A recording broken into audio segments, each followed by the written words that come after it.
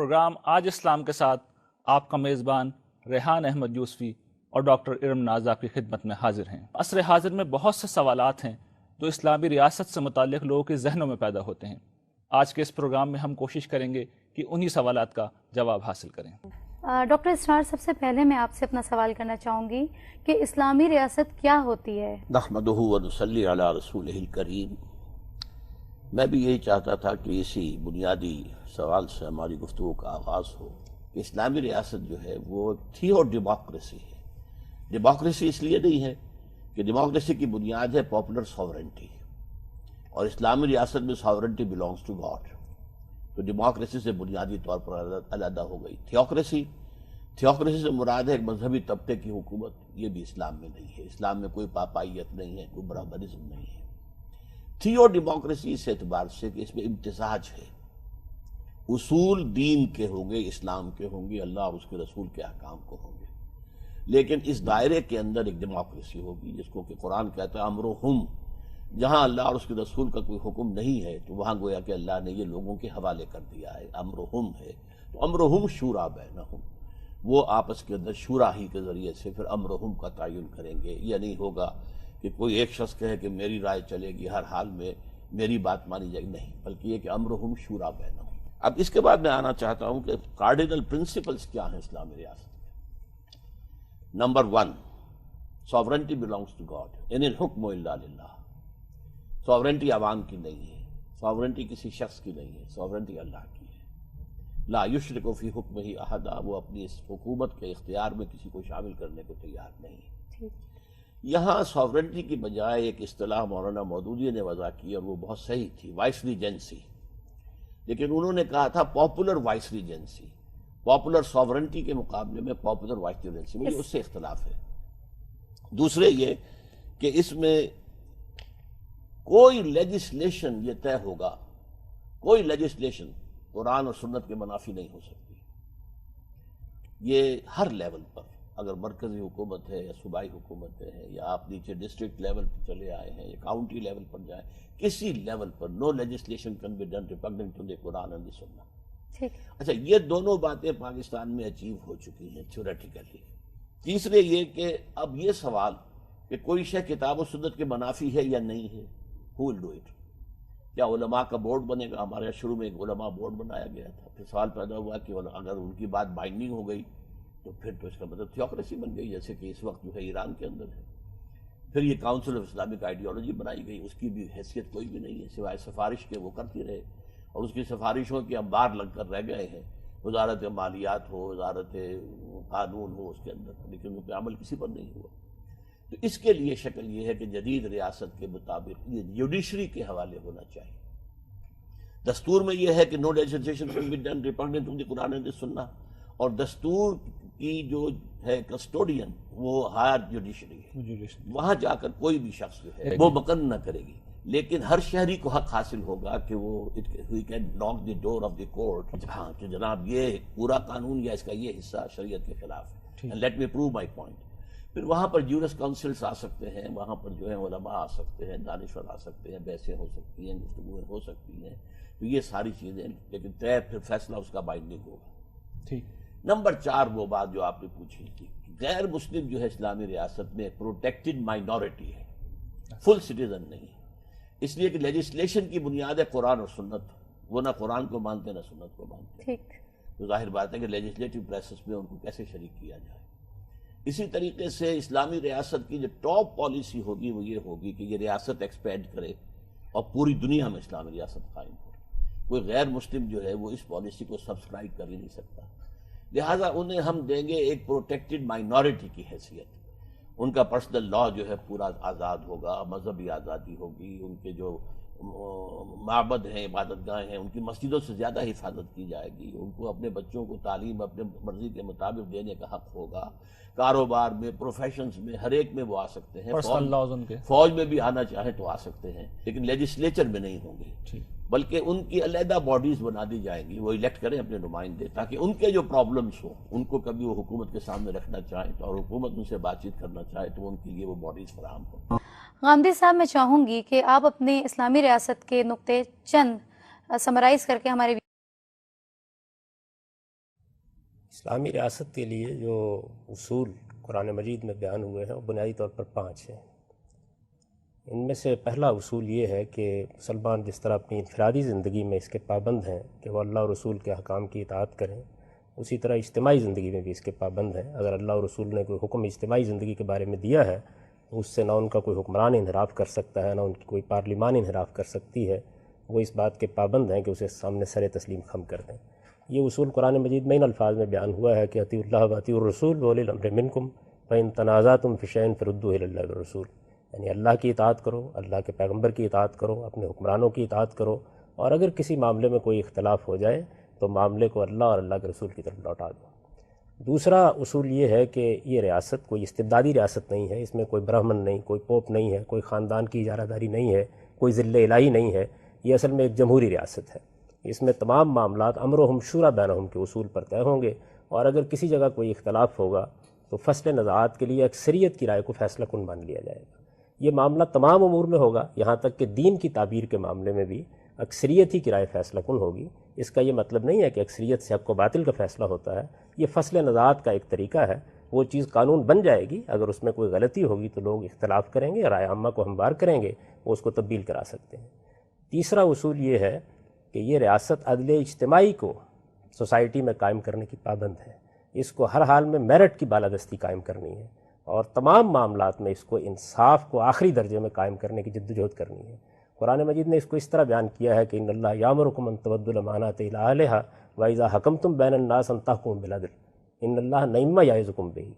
تو اللہ تعالیٰ نے یہ فرمایا ہے کہ اللہ تمہیں اس بات کی ہدایت کرتا ہے کہ تم تمام امانتیں حقداروں کے سپرد کرو، اور جب کوئی فیصلہ کرنا ہو تو انصاف کے ساتھ فیصلہ کرو۔ چوتھا اصول یہ بیان کیا گیا ہے کہ اس ریاست کی کچھ دینی ذمہ داریاں ہیں، اور وہ دینی ذمہ داریاں سورہ حج میں اس طرح بیان ہوئی ہیں کہ الذین ان مکنہم فی الارض اقاموا الصلاۃ وآتوا الزکاۃ وامروا بالمعروف ونہوا عن المنکر، یعنی یہ وہ لوگ ہیں کہ اگر ہم ان کو زمین میں اقتدار بخشیں گے تو یہ اس میں نماز کا اہتمام کریں گے، زکوٰۃ ادا کریں گے، اور یہ بھلائی کی تلقین کریں گے، برائیوں سے لوگوں کو روکیں گے۔ اور پانچواں اور آخری اصول یہ بیان ہوا ہے کہ اگر کوئی شخص اس ریاست میں مسلمان کی حیثیت سے شریعت حاصل کرنا چاہتا ہے تو اس کے لیے 3 شرائط ہیں۔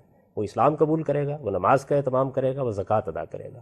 اللہ تعالیٰ نے فرمایا ہے کہ یہ 3 شرائط پوری کر دینے کے بعد پھر اس کے اور کسی بڑے سے بڑے مسلمان کے حقوق میں قانونی لحاظ سے کوئی فرق نہیں کیا جائے گا۔ اس میں کوئی فرق نہیں ہوگا، کوئی فرق نہیں کیا گیا۔ اس کو بیان کیا اللہ تعالیٰ نے فَإِن تَابُوا وَأَقَامُوا الصَّلَاةَ وَآتَوُا الزَّكَاةَ فَإِخْوَانُكُمْ فِي الدِّينِ، یعنی پھر وہ دین کے معاملے میں تمہارے برابر کے بھائی ہوں گے، اخوت کا رشتہ قائم ہو جائے گا۔ ٹھیک ہے جناب صاحب، یہ تو اور پھر اس کے بعد یہ بات بھی بیان کر دی گئی ہے کہ یہ 3 شرائط پوری کر دینے کے بعد پھر کوئی اور مطالبہ ان سے نہیں کیا جا سکتا۔ جزیہ وغیرہ کا جو مسئلہ اگر کسی جرم کا ارتکاب انہوں نے نہیں کیا تو پھر اس کے علاوہ کوئی مطالبہ ان سے نہیں کیا جا سکتا۔ اس کو پھر اللہ تعالیٰ نے دہرا کر بیان کیا ہے کہ فَإِن تَابُوا وَأَقَامُوا الصَّلَاةَ وَآتَوُا الزَّكَاةَ فَخَلُّوا سَبِيلَهُمْ، یعنی اس کے بعد ان کی راہ چھوڑ دی جائے گی۔ یہ بنیادی اصول ہیں جو اسلامی ریاست کے بارے میں قرآن مجید میں بیان ہوئے ہیں۔ اگر کوئی ریاست ان اصولوں کی پابند ہے تو اسلامی ریاست ہے، اور اگر ان سے انحراف کرتی ہے تو وہ پھر اسلامی ریاست نہیں ہے۔ جاج صاحب، آپ نے جو بات کہی ہے اس کے حوالے سے ایک سوال پیدا ہوتا ہے۔ ہمارے ملک کے اندر آج کل ایک ایشو بھی اٹھا ہوا ہے، پچھلے کچھ دنوں سے وہ چل رہا ہے مسئلہ، اور اس سے پہلے طالبان کی طرف سے بھی اس طرح کے کچھ معاملات ہوئے تھے جس پہ لوگوں نے ریئیکٹ بھی کیا تھا۔ ڈاکٹر صاحب، ہم آپ سے یہ پوچھنا چاہتے ہیں کہ حکومت کی جو دینی ذمہ داریاں ہیں اس کا دائرہ کیا ہے؟ دیکھیے، آپ نے جیسے پہلے کہا تھا کہ جو کچھ فرمائیں گے جاوید غامدی صاحب، اس پر بھی پھر آپ مجھے کمنٹ کرنے کا حق دیں۔ جی آپ بالکل اپنا۔ تو میں عرض کروں گا کہ جو 5 اصول انہوں نے بیان کیے ہیں، اختصار اور اجمال کے اعتبار سے تو ان پر اتفاق ہے، لیکن بعض چیزوں میں شدید اختلاف ہے۔ ٹھیک، مطلب یہ ہے کہ فیصلہ اگر ہوگا دین کی تعبیر کا، کیونکہ کتاب و سنت فائنل ہیں، سپریم لا ہیں، ٹھیک، ان کی تعبیر ہوگی تو یہ نہیں کہ میجورٹی کا فیصلہ اس کے اندر جو ہے وہ فیصلہ کن ہوگا، لیکن ٹیکنیکل ایشو ہے۔ میجورٹی تو نان ٹیکنیکل لوگوں پر مشتمل ہے۔ یہ ٹیکنیکل ایشو ہے کہ آیا اس نے قرآن مجید کی صحیح تعبیر کی ہے، غلط تعبیر کی ہے، اور قرآن کی تعبیر جو ہے سنت رسول کے ساتھ ہوگی، پھر خلفائے راشدین کا تعامل جو ہے وہ سامنے رکھا جائے گا۔ یہ کوئی دین آج نہیں ٹپکا ہے، قرآن کو آج نہیں نازل ہوا ہے، بلکہ اس کی ایک تاریخ ہے، بڑی شاندار تاریخ بھی ہے۔ تو اس اعتبار سے وہ تعبیر جو ہے وہ ان حدود کے اندر ہوگی۔ ٹھیک ہے، اور اس کا فیصلہ جو ہے ظاہر بات ہے کہ میدان نہ تو پبلک کا میدان ہے، وہاں تو ڈیماگوگس جو ہیں وہ لوگوں کو کھینچ کر لے جائیں گے، اس کا میدان عدالت کا میدان ہے جہاں ٹیکنیکل ایشوز طے ہوتے ہیں. اسی حوالے سے جو ایک سوال پیدا ہوتا ہے، کیونکہ جب اسلامی نظام کے نفاذ کا مسئلہ آتا ہے تو یہ سوال بڑا اہم ہو جاتا ہے کہ کیا انٹرپریٹ کیا گیا ہے. تو میں یہ پوچھنا چاہتا ہوں کہ ایک چیز کو اگر حکومت سمجھتی ہے کہ یہ دین ہے تو اسے کس سطح پہ جا کے نافذ کرائے گی؟ مثال کے طور پر یہاں سے ہم شروع کرتے ہیں بات کہ خواتین کا پردہ بعض لوگوں کے نزدیک اگر لازمی ہے تو گورنمنٹ کیا اسے لازماً امپوز کرائے گی؟ دینی ذمہ داری امپوزمنٹ کے حوالے سے آپ کہہ رہے ہیں صحیح ہے. اگر طے یہی ہوتا ہے کہ یہ دین کا تقاضا ہے تو ظاہر بات ہے کہ پھر اسے نافذ کرنا ہے. اس کے اندر تو پھر کوئی شک و شبے کی بات نہیں. البتہ یہ اختلاف ہو سکتا ہے کہ یہ دین کے اندر لازم ہے یا نہیں ہے. اچھا، یہ اگر اختلاف ہو جاتا ہے تو پھر اس کا فیصلہ کیسے ہوگا؟ پھر اس کا ایک اول تو فیصلہ ہو جائے گا پارلیمنٹ میں. پارلیمنٹ نے طے کر دیا کہ نہیں وہی ہے. بات تو جاوید صاحب کہہ رہے تھے. لیکن اس کے بعد اس کے خلاف استغاثے کا حق حاصل ہوگا ہر شہری کو کہ وہ سپریم کورٹ میں جائے. یہ بھی کوئی گالی نہیں ہے فیڈرل شریعت کورٹ، جیسا کہ میں نے پہلے بھی بتایا تھا کہ امریکہ میں بھی جو کانسٹیٹیوشنل کورٹس ہیں علیحدہ ہوتی ہیں. تو کانسٹیٹیوشن کے اندر اگر پروویژن ہے no legislation can be dependent to the Quran and the Sunnah, تو اس کے ضمن سے وہاں پر جا کر رجوع کیا جائے گا. کورٹ کے اندر میدان ہے کہ وہاں بحث کی جائے ٹیکنیکلٹیز کے اوپر. سپلٹنگ آف دی ہیئر بھی ہو سکتی ہے، سب کچھ ہو سکتا ہے. وہ وہاں فیصلہ ہوگا، اس کا فیصلہ پھر لازم ہوگا. تو اس کا ہر شہری کو انفرادی طور پر حق حاصل ہے؟ بالکل حق حاصل ہوگا، ہر شہری کو حق حاصل ہوگا. ہر شہری کو جیسے اپنے بنیادی حقوق جو ہیں شہریت کے، ان کے ضمن میں کہیں بھی دست اندازی ہوتی ہے تو ہر شہری کو حق حاصل ہے کہ دستور نے مجھے یہ حق دیا ہے، اور جو ایگزیکٹو ہے، وہ جو حکومت ہے اس ملک کی، وہ میرے اس حق کو پامال کر رہی ہے. ٹھیک. اچھا جاوید صاحب، آپ کے اسی حوالے سے آپ سے ہم سوال کرتے ہیں جو بالکل ایک کلیئر، چونکہ ایک مسئلہ آ گیا ہے اس کو چاہتے ہیں کلیئر کرا دیں. خواتین کا، چونکہ طالبان کے دور میں بھی یہ بڑا مسئلہ ہوا تھا کہ خواتین کا اگر وہ طالبان نے یہ سمجھا کہ برقع پہنانا لازمی ہے تو گورنمنٹ، اسلامی گورنمنٹ، آج کی اسلامی ریاست امپوز کرائے گی. ڈاکٹر صاحب تو کہتے ہیں کرائے گی. جی میرے نظر تو قرآن مجید نے اس کا بالکل واضح جواب دے دیا ہے. آپ قانون کی سطح پر صرف 2 دین کے ایجابی احکام ہیں جن کی پابندی کرا سکتے ہیں، ایک نماز اور دوسرے زکوٰۃ. باقی تمام معاملات میں قرآن مجید یہ کہتا ہے کہ فخلوا سبیلہم. آپ اگر سمجھتے ہیں کہ پردہ دین کا حکم ہے، داڑھی دین کا حکم ہے، تو یہ تبلیغ و تلقین کا موضوع ہے. ریاست قانون کی سطح پر، اگر مجھے اجازت دیں میں اپنی بات پوری کر لوں، ریاست قانون کی سطح پر قرآن مجید بالکل واضح ہے کہ اس کے علاوہ کسی چیز کا پابند نہیں کر سکتی. باقی تمام امور میں تبلیغ و تلقین کا طریقہ ہوگا، جتنے بھی امور ہیں. اسی وجہ سے قرآن مجید نے ان دونوں ایجابی احکام کو صراحت کے ساتھ بیان کر دیا ہے اور پھر یہ حکم دیا ہے کہ فخلوا سبیلہم. اور میں یہ آپ سے عرض کرتا ہوں کہ یہ اللہ کا بڑا احسان ہے ہمارے اوپر کہ اس نے یہ حدود معین کر دیے ہیں، ورنہ تو حکومت ہر طرح کی تعبیرات کو سوسائٹی کے ایک ایک فرد پر نافذ کرنا شروع کر دے گی. کچھ چیزیں وہ ہیں جو مجھے اللہ کے حکم کے تحت اپنانی ہیں، کچھ چیزیں وہ ہیں جن کو آپ مجھے تبلیغ تلقین کے ذریعے سے ترغیب دے سکتے ہیں، اور کچھ چیزیں وہ ہیں کہ جو قانون کی طاقت سے نافذ کی جا سکتی ہیں. تو قانون کی طاقت سے ایک تو جرائم کو روکا جاتا ہے، وہ معروف منکر کی بحث ہے، وہ اگر آپ اٹھائیں گے تو میں عرض کر دوں گا. اور باقی ایجابی احکام جو دین کے ہیں، وہ روزہ چھوڑنا جرم نہیں ہے؟ یہ بتائیے، روزہ چھوڑنا کیا جرم نہیں ہے؟ جی بالکل، خدا تعالیٰ کے نزدیک گناہ ہے، لیکن اس کے معاملے میں ریاست کوئی مداخلت نہیں کر سکتی. اگر اچھا کھلے عام کوئی شخص کھانا کھاتا ہے تو اسے نہیں روکا جائے گا؟ یہ بالکل دوسری چیز ہے. یہ تو وہ قوانین ہوتے ہیں کہ جن میں آپ دوسروں کے یا بعض چیزوں کے احترام کے کچھ قوانین نافذ کرتے ہیں. لیکن مجھے بالجبر روزہ نہیں رکھوا سکتی حکومت، مجھے بالجبر حج پر نہیں بھیج سکتی کہ میری استطاعت کا حساب لگائے. فحاشی کا کوئی ارتکاب کرتا ہے، مرد و زن ساتھ گھومتے ہیں، ہم انہیں نہیں روکیں گے، یہ کیسے ممکن ہے؟ دیکھیے بات یہ ہے کہ اب یہ معروف منکر کی اگر آپ بحث چھیڑتے ہیں تو میں آپ سے یہ عرض کروں گا کہ معروف منکر کیا چیز ہے. معروف اور منکر یہ ہے کہ وہ چیزیں جو مسلمہ طور پر اچھائی سمجھی جاتی ہیں ان کی تلقین کی جائے گی، وہ چیزیں جو مسلمہ طور پر برائی سمجھی جاتی ہیں ان سے روکا جائے گا. پھر اس کی 2 صورتیں ہیں. بعض چیزیں تبلیغ و تلقینی کا موضوع بن سکتی ہیں، اور بعض چیزیں ایسی ہیں جو قابل دست اندازی پولیس ہو سکتی ہیں. اب بھی آپ کی پولیس کو بہت سے معاملات میں کارروائی کرنے کا اختیار ہے. وہ شراب پینے والے کو روک سکتی ہے. اگر کسی پارک میں کوئی لڑکا لڑکی بیٹھے ہوئے ان سے بعض وقت نکاح نامے تک طلب کر لیتی ہے. آپ نے قانون بنایا کہ وہ کھانا کھانے کے معاملے میں برات کے موقع کے اوپر کارروائی کر سکتی ہے.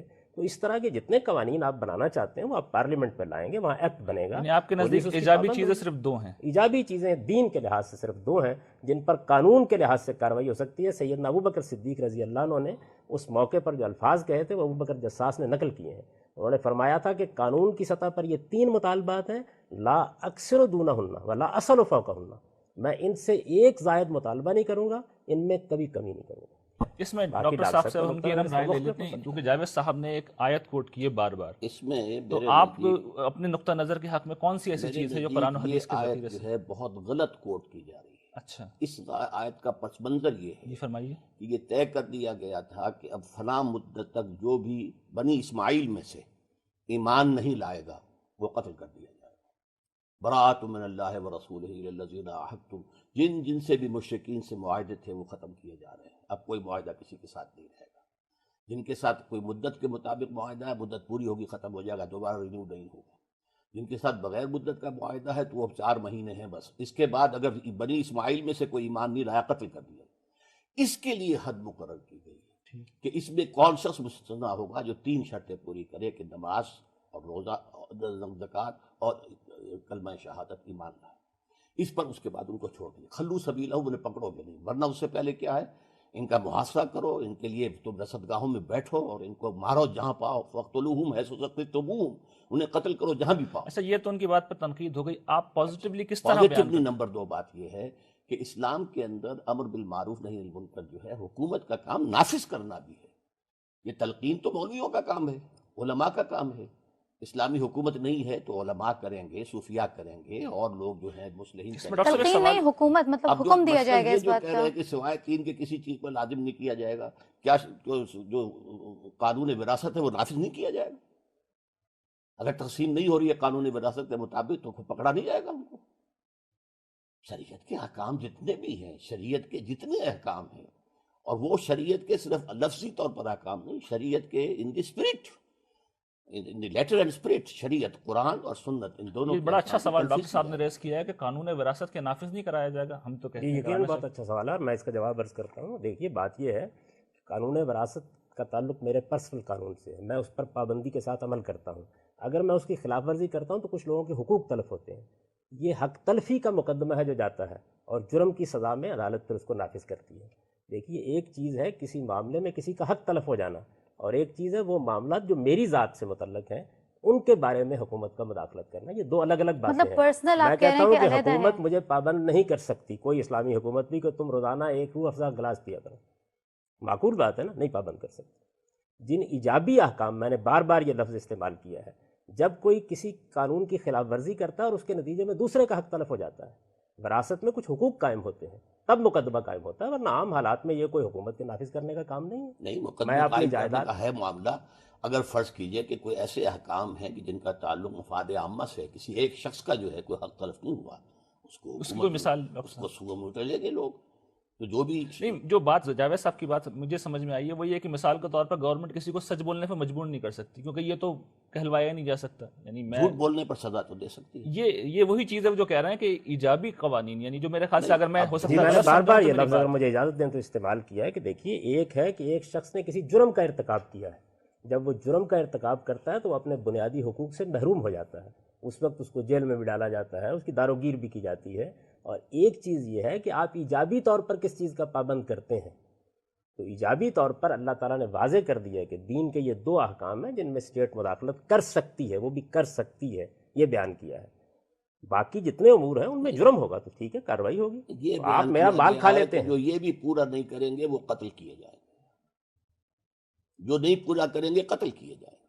یہ ہے اصل پس منظر جو ہے. پہلی 6 آیات جو ہیں سورہ جی میں اس پر بھی اگر سورہ اجازت توبہ ہو تو میں اس جی پہ تبصرہ کر دوں. دیکھیے بات یہ ہے کہ جس وقت اللہ تعالیٰ نے ان کو آزادی دی اور یہ کہا کہ تم اس ریاست کے اندر مسلمان کے حقوق تب حاصل کر سکتے ہو، ان کے لیے موت کی سزا تھی، یہ ڈاکٹر صاحب نے بالکل درست فرمایا، لیکن بچ اس صورت میں سکتے یہ 3 شرائط پوری کر دو. جب ان کے لیے یہ 3 ہیں تو کسی اور کے لیے سے زائد کیسے ہو سکتی؟ قانون کے لحاظ سے اصل میں یہی 3 چیزیں ہیں. آپ نے اسلام قبول کیا، آپ مسلمان ہیں، آپ نماز پڑھتے ہیں، ہمیں کوئی حق نہیں کہ ہم آپ کے بارے میں کوئی دوسری رائے قائم کریں. آپ زکوٰۃ دیتے ہیں، حکومت اس کو آپ سے بالجبر لے سکتی ہے. یہی اصول ہے جس کو سیدنا ابوبکر صدیق نے بیان کیا تھا کہ لا اصل فوقہن ولا اکثر دونہم. یہ ابوبکر صدیق کی جو بات کوٹ کر رہے ہیں آپ، اس کے بارے میں کیا کہتے عرض ہیں؟ کر رہا ہوں اسی پر کہ چونکہ حضرت عمر نے کہا تھا ان مانعین زکوٰۃ کے ساتھ آپ جہاد نہ کیجیے، تو حضور نے حضرت ابوبکر رضی اللہ تعالیٰ عنہ نے فرمایا کہ اللہ تعالیٰ نے راستہ چھوڑنے کے لیے یہ 3 شرطیں ہیں: ایمان لائیں، نماز قائم کریں، زکوٰۃ دیں. ان میں سے مزید کمی میں کوئی نہیں کر سکتا. بڑا اہم سوال ہے، تاریخ کے ہم سب کچھ نہ کچھ مطالعہ تو کرتے ہیں، اسلامی تاریخ میں کہ خاص طور پر خلفائے راشدین نے اس طریقے سے ان دو چیزوں کے علاوہ، کیونکہ دو چیزوں پہ تو یقیناً آپ دونوں کا اتفاق ہے، اس کے علاوہ سزائیں کچھ دی ہیں لوگوں کو، یا مجبور کرا ہے کہ لوگ اس طرح کے جیسے حج کرنے کے اوپر فورس کیا، کیونکہ حج تو بڑا لازمی سا رکن ہے، اس پہ حدیث بھی ہے کہ جو یہ کام نہیں کرتا وہ یہودیوں آپ کے اس پر غور فرمائیے کہ کیا حکومت کو یہ حق حاصل ہوگا کہ وہ میری استطاعت کا جائزہ لے اور اس کے بعد مجھ سے کہے کہ تمہیں لازماً حج کرنا ہے، وہ گھر میں آ کے مداخلت کرے اور کہے کہ تمہیں روزہ کیوں نہیں رکھا ہوا؟ ان تمام امور میں کوئی مداخلت تاریخ نہیں میں کر کیا اس سکتی۔ طرح کا کوئی وہ میرے لیے جہاد کے لیے جبری بھرتی کا کوئی قانون نہیں بنا سکتی، مجھے روزہ رکھنے پہ مجبور نہیں کر سکتی، میں اس کے لیے اللہ کے سامنے جواب دہ ہوں۔ اس کا یہ مطلب نہیں ہے کہ مجھے چھوٹ حاصل ہو گئی ہے، اللہ تعالیٰ کے ہاں مواخذہ ہوگا۔ ریاست کی ذمہ داری کیا ہے؟ وہ دو ایجابی احکام ہیں جن کو نافذ کر سکتی ہے، باقی صرف وہ منکرات ہیں جو جرم کے درجے میں پہنچ جاتے ہیں، ان میں اگر کسی نے وراثت کے قانون کی خلاف ورزی کیا تو حق مارا ہے، اسی میں جو میرے ذہن لہٰذا میں اس ایک کو بات سزا آ دی رہی جائے ہے، گی۔ جناب صاحب سوری آپ کی بات انٹرپٹ کر رہا ہوں، کہ ایک بڑی مشہور روایت ہے، اس میں امر بالمعروف کا حکم نہیں ہے بلکہ نہی عن المنکر کا حکم ہے، کہ جو اپنے ہاتھ سے روک سکتا ہو وہ ہاتھ سے روک دے۔ ڈاکٹر صاحب جو سوال رہ گئی ہماری بات کہ تاریخ کے حوالے سے آپ کو سپورٹ کریں گے کہ صحابہ کرام نے اس حکم کو کس طرح امپلیمنٹ کیا، جو آپ کی انٹرپریٹیشن ہے؟ شراب کی پی ہے اس کو کوڑے لگائے گئے، صرف یہ لیکن تلقین وہ نہیں تو ہے کہ منکرات شراب پہ تو وہ کہہ رہے یہ تو ہیں، جرائم میں منکرات سے- پہ تو یعنی میں سمجھ رہا ہوں کہ بات آپ یہ تو دونوں ایک جرائم ہی میں کہہ سے رہے ہیں۔ اچھا جب لیکن جرم میں جو ہوگا کہہ تو رہا ہوں وہ سزا یہ دی ہے جائے گی، کہ دنیا کی جو ہر حکومت امر دیتی ہے۔ بالمعروف اور نہی عن المنکر، امر تو آتا ہے عربی زبان میں مشورے کے لیے بھی اور حکم کے لیے۔ ٹھیک، عام حالات میں ہر شخص اپنے دائرہ اختیار میں تو حکم دے گا، مجھے آپ پر تو کوئی اختیار نہیں، میں کہہ سکتا ہوں بھائی آپ نے روزہ کیوں نہیں رکھا، آپ کو روزہ رکھنا چاہیے۔ اپنے گھر کے اندر میں اپنے بیٹے کو جو ہے وہ زبردستی بھی کہوں گا کہ روزہ رکھو تم۔ اسی طریقے سے حکومت کا کام جو ہے وہ ہے امر بالمعروف نہی عن المنکر، منکر کو روکنا قوت کے ساتھ۔ لیکن وہ جو روایت ہے اس میں تو صرف نہیں عن المنکر کا ذکر ہے، اگر میں کس میں؟ غلطی نہیں کر کس رہا، میں؟ وہ جو سعید ابن مسیب کی غالباً نہیں روایت وہ ہے تو اس رضی لیے اللہ ہے نا کہ اس میں فرمایا گیا کہ اس کے 3 درجے ہیں۔ اچھا، من رآ منکم منکرا فلیغیرہ بیدہ، جو شخص کسی منکر کو دیکھے وہ اپنی طاقت سے، قوت سے اس کو روک دے۔ فلم یستطع فبلسانہ، اگر اتنی طاقت نہیں ہے تو زبان سے روکے۔ فلم یستطع فبقلبہ، اور اگر یہ بھی نہیں ہے تو دل سے برا جانے نفرت رکھے۔ یہ اہم حالات میں ہے۔ لیکن جس آیت کا حوالہ دیا ہے غامدی صاحب نے وہ ہے ریاست کا معاملہ۔ الذین ان مکناہم فی الارض اقاموا الصلاۃ وآتوا الزکاۃ وامروا بالمعروف ونہوا عن المنکر۔ یہاں پر اب تنفیذ ہے، تنفیذ۔ بھلائیوں کی تنفیذ کی جائے گی۔ ہاں اخلاقی چیزیں بلند سے بلند ہوتی ہیں، اب یہ کہ زکوٰۃ تو آپ سے لازم لے لی جائے گی، لیکن یہ کہ اس کے علاوہ آپ کو تلقین ہے ان فی المال لحقا سوی الزکاۃ، یہ بات بہت غلط کہہ رہے ہیں کہ سوائے زکوٰۃ کے کوئی شے ہے ہی نہیں اسلام میں۔ ضرائب اور ٹیکس، امپورٹ ایکسپورٹ کے ٹیکس جو ہیں خلافت راشدہ میں موجود تھے۔ زکوٰۃ تو ایک خاص کام کے لیے ہے، سوشل جسٹس کے لیے اور سوشل سیکیورٹی کے لیے، کہ غریب اور امیر کا جو فرق ہے اس کو گیپ کیا جائے۔ زکوٰۃ اس لیے ہے، باقی تو یہ کہ ایک شہر کے اندر سڑکیں بنانی ہیں، سڑکیں چلانی ہیں، اس کے لیے وہاں پراپرٹی ٹیکس لیا جائے گا۔ یار صاحب یہ ہمارے اصل میں پروگرام کا موضوع نہیں ہے، لیکن پھر بھی مختصراً پلیز جی میں پوری وضاحت کے ساتھ یہ بات عرض کرتا ہوں کہ خلافت راشدہ میں مسلمانوں پر زکوٰۃ کے علاوہ ایک پائی کا ٹیکس کبھی عائد نہیں کیا گیا۔ جتنے باقی ہیں، کتاب الخراج موجود ہے، کتاب الاموال موجود ہے، آپ ایک ایک سطر پڑھ جائیے اس کی، میری زندگی اس کو پڑھنے میں گزری ہے اور سمجھنے میں گزری ہے، ایک بھی ایسا ٹیکس نہیں لگایا گیا۔ اور میں آپ سے عرض کروں کہ ہمارے قرن اول تاجروں پہ میں، تو لگایا گیا تھا ٹیکس، قرن اول میں اور اس کے بعد کس قسم کا زکوٰۃ کے محصول جو علاوہ، لگایا گیا تھا، جی محصول مسلمانوں پر وہی 2.5% لگایا گیا، یعنی وہ بھی زکوٰۃ ہے۔ زکوٰۃ ہے۔ زکوٰۃ کے علاوہ لیکن مسلمانوں یہ کہ کے اوپر امپورٹ پڑا ایکسپورٹ، گاؤں ایک شہر میں کوئی بات سے باہر سے چیز آ رہی ہے اس کو ضرائب کہتے ہیں۔ وہ صرف غیر مسلموں سے لیا گیا، اچھا وہ غیر مسلم، یعنی غیر مسلموں سے زکوٰۃ کے علاوہ ٹیکس لیے گئے ہیں۔ آپ کہتے ہیں کہ لیا گیا لیا گیا۔ آپ نہیں ایگری کر رہے ہیں اسرار صاحب، ان کی بات پہ آپ نہیں ایگری مطلب کر رہے تاریخی ہیں؟ طور پہ بالکل کس نہیں کر رہا ریفرنس سے وہ کہ ہمیں دوسرے ٹیکسز بھی لگ سکتے ہیں، یہاں تک کہ اگر کسی وقت حکومت یہ محسوس کرے، فقہا کا اتفاق ہے کہ جو ہمارے غرباء ہیں ان کی بنیادی ضروریات ہم صرف زکوٰۃ کی رقم سے پوری نہیں کر سکتے تو زبردستی زکوٰۃ سے زائد بھی وصول کیا لی جا سکتی ہے، یس ڈیفینیٹلی۔ غلط نہیں ہوگا لیکن اس میں جو ہے دور رسالت و خلافت راشدہ ہمارے لیے بڑا آئیڈیل ہے، تو اس کے حوالے سے آپ فرمائیں وہاں کہاں پہ؟ اس میں وہاں یہ اس لیے کہ ہو رہا تھا معاملہ ٹھیک، زکوٰۃ سے ضروریات پوری ہو رہی تھی، اور چونکہ ساتھ ہی اخلاقی تعلیم یہ دی گئی تھی کہ زکوٰۃ و صدقات مت لو، محنت کرو، کوشش کرو، جد و جہد کرو، یہ لوگوں کا میل کچیل ہے یہ زکوٰۃ و صدقات، لہذا لوگ جو ہیں وہ بالکل آخری حد کے اندر جو ہے وہ مانگتے تھے ورنہ نہیں مانگتے تھے۔ تو چونکہ زکوٰۃ سے وہ ساری ضروریات پوری ہو رہی تھی تو کوئی اور ٹیکس لگانے کی ضرورت نہیں ہوئی، لیکن مثلاً کاروبار ہے، منڈی چل رہی ہے، سامان آ رہا ہے جا رہا ہے، اس کے اوپر ذرائع ایکسپورٹ امپورٹ یہ تھے خلافت راشدہ میں۔ جی بہرحال میں یہ عرض کرتا ہوں آپ کا نقطہ نظر یہ کہ نہیں تھے؟ کوئی ایک بھی نہیں ہے. میں کہتا ہوں کہ کسی جگہ پر، بلکہ حال یہ ہے کہ ہمارے جو قدیم فقہا ہیں وہ اس معاملے میں بحث کرتے ہیں. وہ ڈاکٹر صاحب نے بالکل ٹھیک کہا کہ کسی ایمرجنسی کی حالت میں یہ اختیار حاصل ہے یا نہیں. اس میں ابن حزم کا موقف ہے جو انہوں نے بیان کیا. اب آئے ہیں اس پر، یعنی اس سے پہلے آپ میں عرض کروں کہ کسی ایمرجنسی کی حالت میں اس مطالبہ کا حق حاصل ہے یا نہیں. ایمرجنسی کیا، کسی غریب کا حق دلوانے کے لیے، اور وہ بھی ابن حزم اس کے قائل ہے. باقی لوگ اس معاملے میں بالکل واضح ہے. بلکہ پہلے دور میں تو یہ رہا ہے کہ اگر کوئی ٹیکس عائد کرنے والی حکومت ہے تو وہ غیر اسلامی حکومت ہے. اللہ تعالیٰ نے اس کی حدود مقرر کر دی ہیں. یہ ذرائع وشور جن کا ذکر آتا ہے، آپ پڑھ لیجئے کتاب الخراج ساری کی ساری، اس میں امام ابو یوسف نے سب کو جمع کر دیا ہے. کسی مسلمان کے بارے میں کوئی تصور نہیں اس بات کا. اچھا، خیر یہ ایک الگ بحث ہے. میرے نزدیک ہے کہ اس طرح کے معاملات میں اختلاف اتفاق ہو سکتا ہے. میں صرف ایک واقعے کی طرف اشارہ کر دوں. آپ کو معلوم ہے کہ سیدنا عمر بن عبدالعزیز کے زمانے میں یہ مسئلہ پیش آ گیا کہ بعض لوگ مسلمان ہو جاتے تھے اور حکومت کے خزانے کو بھرنے کے لیے بعض عمال ان پر جزیہ عائد کیے رکھتے تھے. اب سوال یہ ہے کہ اگر کوئی زائد ٹیکس لگانے کی اجازت موجود ہے تو پھر تو مسلمانوں پر اس کے بعد لگایا جا سکتا تھا.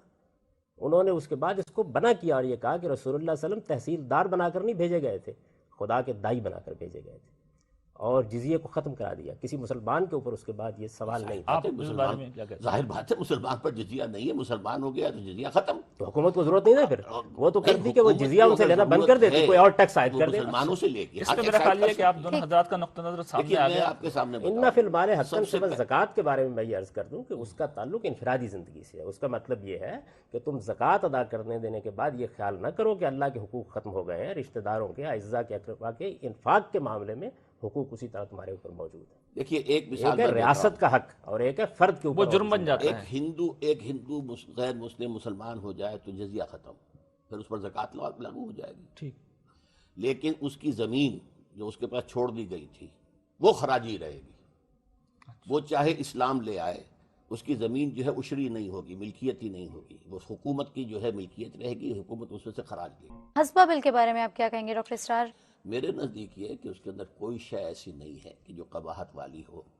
وہی جو امر بالمعروف نہی عن المنکر کا ادارہ جو ہے، اول تو نارمل ادارہ ہمارے ہاں عدالتیں ہیں، پولیس ہے، یہ ہے، وہ ہے، معاملات کا. اس کا کانٹینٹ کیا ہے، کیا اس میں بیان کیا گیا ہے؟ اس میں یہ ہے کہ ایک ایڈیشنل ادارہ قائم کیا گیا ہے. جیسے ہمارے ہاں محتسب کا ادارہ ہے، مرکزی محتسب ہے، اس کے علاوہ ایک اور ادارہ قائم کیا جائے. یہ اصل میں سعودی عرب کے اندر ایک محکمہ ہوتا تھا، حیات الامر بالمعروف والنہی عن المنکر. یہ اس کا چربہ ہے. ابھی بھی ہے غالباً؟ وہ ہے لیکن اب بالکل غیر مؤثر ہو چکا ہے. پہلے اس کی ایک حیثیت تھی، ابھی کافی انیکٹیو ہے وہ، جو اب انیکٹیو ہے. اس لیے کہ اب ذہن لوگوں کے بہت بدل گئے ہیں. تو اسی طرح کا ایک وہ قائم کرنا چاہتے ہیں. باقی چونکہ پہلے آپ نے نہیں بتایا تھا تو میں اس کا مطالعہ کر کے تو نہیں آیا ہوں. لیکن یہ ہے کہ کوئی اس طرح کا ادارہ بنانا میرے نزدیک نہ خلاف عقل ہے نہ خلاف قانون ہے.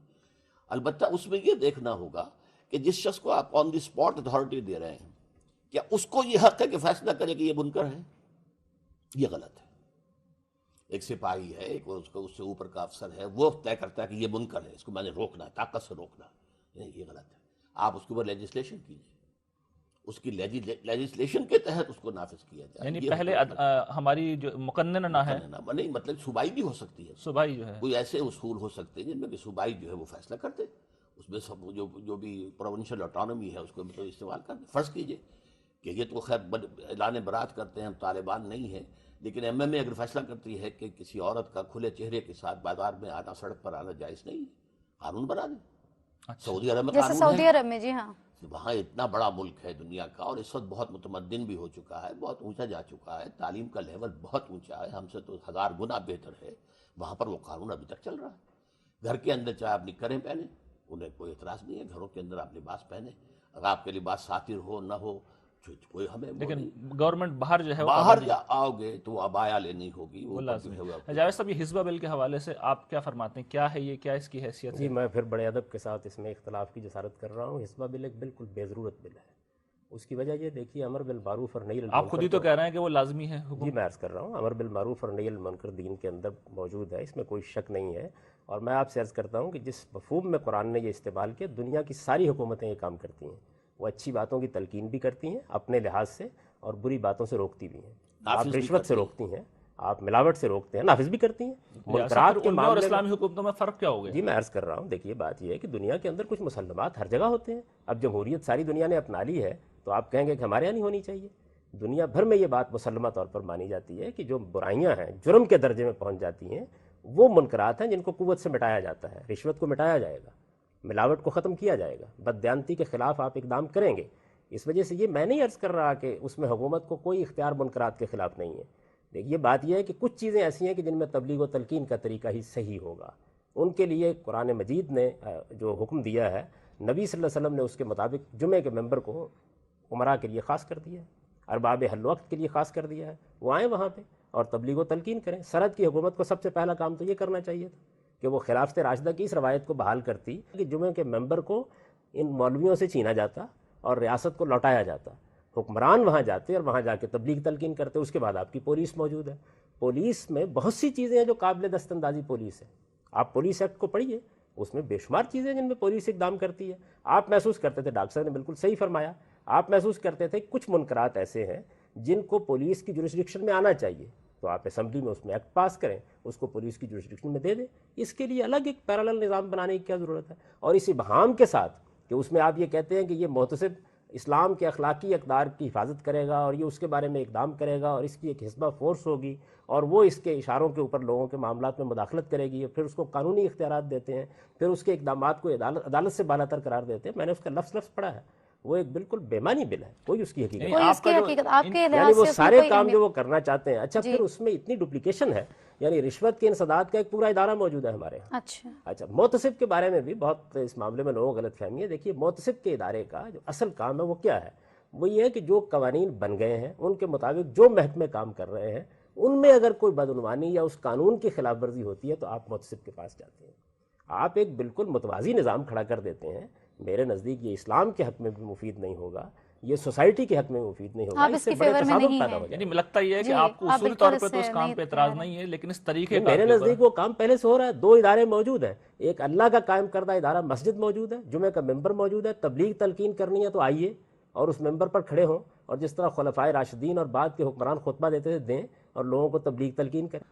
انہوں نے اگر یہ قانون منظور کر لیا ہے امرہم شورا بینہم سے, تو اب آپ کو اس سے کیا اختلاف ہے؟ یہی بات یہ ہے کہ میں نے بہت دفعہ یہ عرض کیا ہے کہ امرہم شورا بینہم کی بنیاد پر ان کو قانون بنانے کا حق ہے, مجھے اختلاف کرنے کا حق ہے. میں یہ عرض کر رہا ہوں کہ یہ قانون غلط قانون ہے. اس قانون سے صرف انارکی پیدا ہوگی, اس سے کوئی فائدہ حاصل نہیں. اچھا وہ اگر ایک قانون اور منظور کر لیتے ہیں کہ خواتین لازماً برقع پہنے اور مرد لازماً داڑیاں رکھیں, تو آپ کے اصول کی روح سے تو وہ یہ کرنے میں بھی حق بجانے ہوئے. دیکھیے بات یہ ہے کہ میں ان کے اس حق میں تو کوئی مداخلت نہیں کر سکتا, لیکن مجھے اختلاف کا حق تو ہے. میں یہ کہوں گا کہ یہ وہ کام ہے کہ جو آپ کو تبلیغ تلقین سے کرنا چاہیے, اس میں آپ قانون نہیں بنا سکتے. میرا نقطہ نظر یہ ہے قانون بنا سکتے ہیں اس میں, بالکل بنا ڈاکٹر صاحب کا نقطہ نظر یہ ہے کہ وہ داڑھی رکھوانے کے لیے آپ قانون کہہ رہے ہیں بنا دیں. زبردستی کچھ نہیں کروایا جا سکتا, صرف 2 صرف ایجابی. تلقین ہو ہمیں سکتی ہے. دیکھنا یہ ہوگا کہ آیا داڑھی سنت ہے, آیا سنت مؤکدہ ہے, بہت سے حضرات کے نزدیک واجب ہے, اور یہ وہ شے ہے کہ جو گویا کہ انسان کے چہرے پر ظاہر ہوتی ہے کہ اس شخص کا کس سے تعلق ہے, کس کلچر سے متعلق ہے. ڈاکٹر صاحب بعض لوگ تو داڑھی آتی نہیں ہے, اب وہ پولیس والے پکڑ لیں گے اسے راستے میں, بیچارہ میڈیکل سرٹیفکیٹ لے کے گھومے. ایکسیپشنز پر بات نہ کیجئے, لیکن سوال یہ ہے کہ مجموعی طور پہ مجموعی طور پر یہ داڑھی ہے اور یہ سنت مؤکدہ سب کے نزدیک ہے, بلکہ بعض علماء جو ہے اس سے واجب کہتے ہیں. تو اس میں حرج کیا ہے؟ داڑھی مونڈی جا سکتی تو رکھی بھی نہیں جا سکتی, اور داڑھی رکھنے پہ اعتراض نہیں, وہ یہ کہ یہ جرم بن جائے گا نہ رکھنا, پولیس مارے گی اس کو. اگر یہ پارلیمنٹ فیصلہ کرتی ہے تو ہو جائے گا, وہ تو خود مانتے ہیں.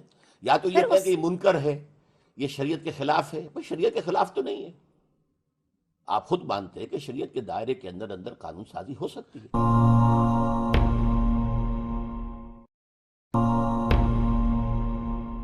میں آپ سے پوچھنا چاہوں گی کہ داڑھی جو ہے وہ تو سکھ بھی رکھتے ہیں اور یہودی بھی رکھتے ہیں, تو اس سلسلے میں آپ کیا کہیں گے؟ فرض کریں کہ وہ اگر مسلمانوں کی کسی ریاست میں آئے ہوئے ہیں اور ہمارے پاس یہ لاء جاری ہے کہ بھئی جس کی داڑھی نہیں ہوگی اس کو ہم بند کر دیں اٹھا کے, اس کو سزا دی جائے, تو وہ تو اس چیز کا فائدہ بھی اٹھا سکتے ہیں.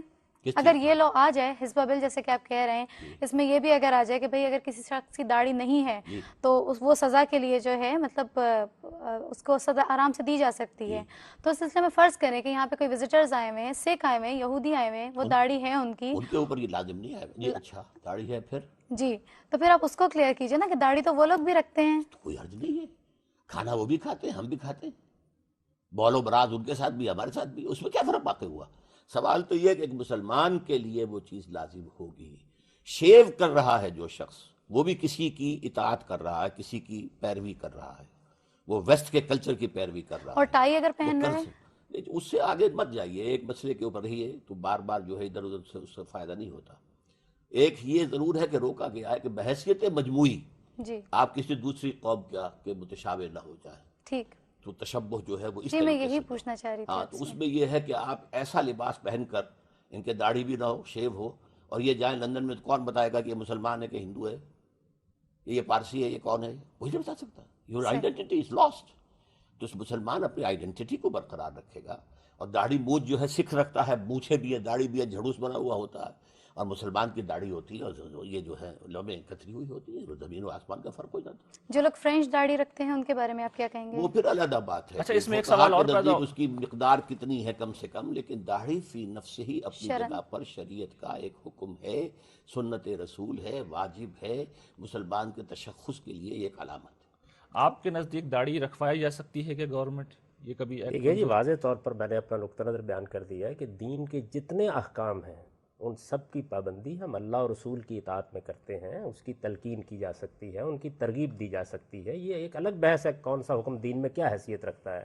لیکن نماز اور زکوٰۃ کے علاوہ ریاست کو اس میں مداخلت کا حق نہیں ہے. یہ اصل میں بنیادی حقوق کا مسئلہ ہے. قرآن مجید نے اس کو واضح کر دی ہے. میں تو آپ تو ان واجبات اور سنن موقدہ کی بات کر رہے ہیں، میں حج کی بات کر رہا ہوں، میں جہاد کی بات کر رہا ہوں.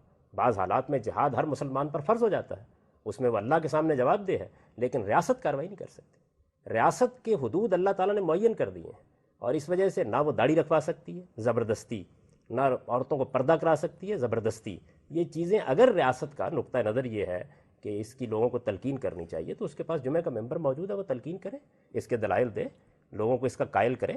اس کا حق ہے.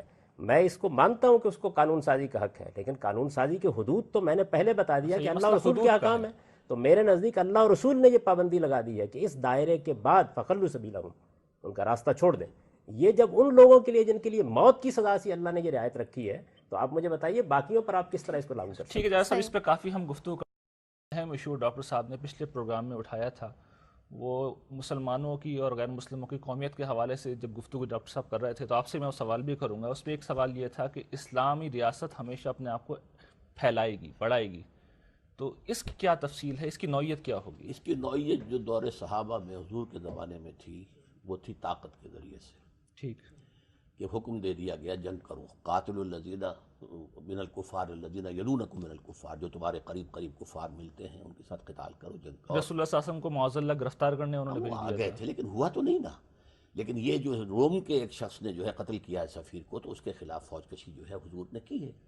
تو ایران کا جو ہے سپہ سالار پوچھتا بھی تھا کہ بھائی کاہے کے لیے آئے تم؟ پہلے بھی آتے تھے، ٹرائبل ریڈز کرتے تھے، روٹ مار کرتے تھے، چلے جاتے، اب تم جان نہیں چھوڑ رہے ہو. تو انہیں جواب دیا گیا اِنَّا قَدْ أُرْسِلْنَا، پہلے ہم خود آتے تھے، اب ہمیں بھیجا گیا ہے.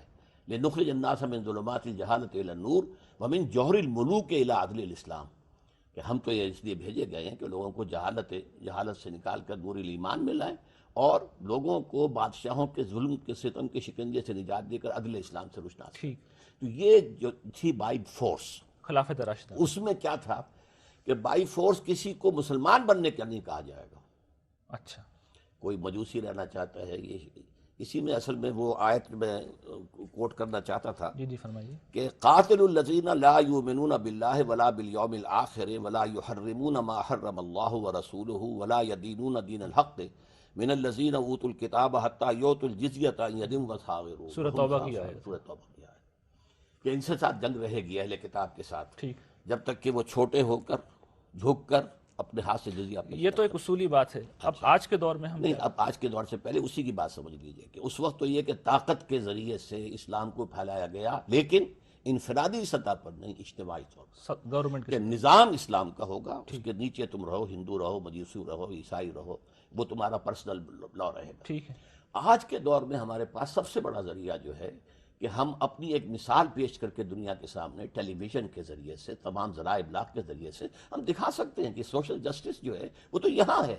آؤ دیکھو، come and see with your own eyes, کہ جو ایک نظم اجتماعی ہے جس کو قرآن مجید کہتا ہے. جاوید صاحب نے اس کا حوالہ نہیں دیا، اس آیت کا اہم ترین ہے. بات یہ بار بار کہہ رہے ہیں عدل انصافی کی، عدل اجتماعی کی، لیکن جو بات کہی گئی ہے سورہ حدید کی آیت نمبر 24 میں یا 25 میں، لقد ارسلنا رسلنا بالبینات، وَأَنزَلْنَا مَعَهُمُ الْكِتَابَ وَالْمِيزَانَ لِيَقُومَ النَّاسُ بِالْقِسْطِ، ہم نے اپنے رسولوں کو بھیجا واضح نشانیوں کے ساتھ، اور انہوں نے شریعت اور میزان نازل کی تاکہ لوگ عدل سے قائم ہوں۔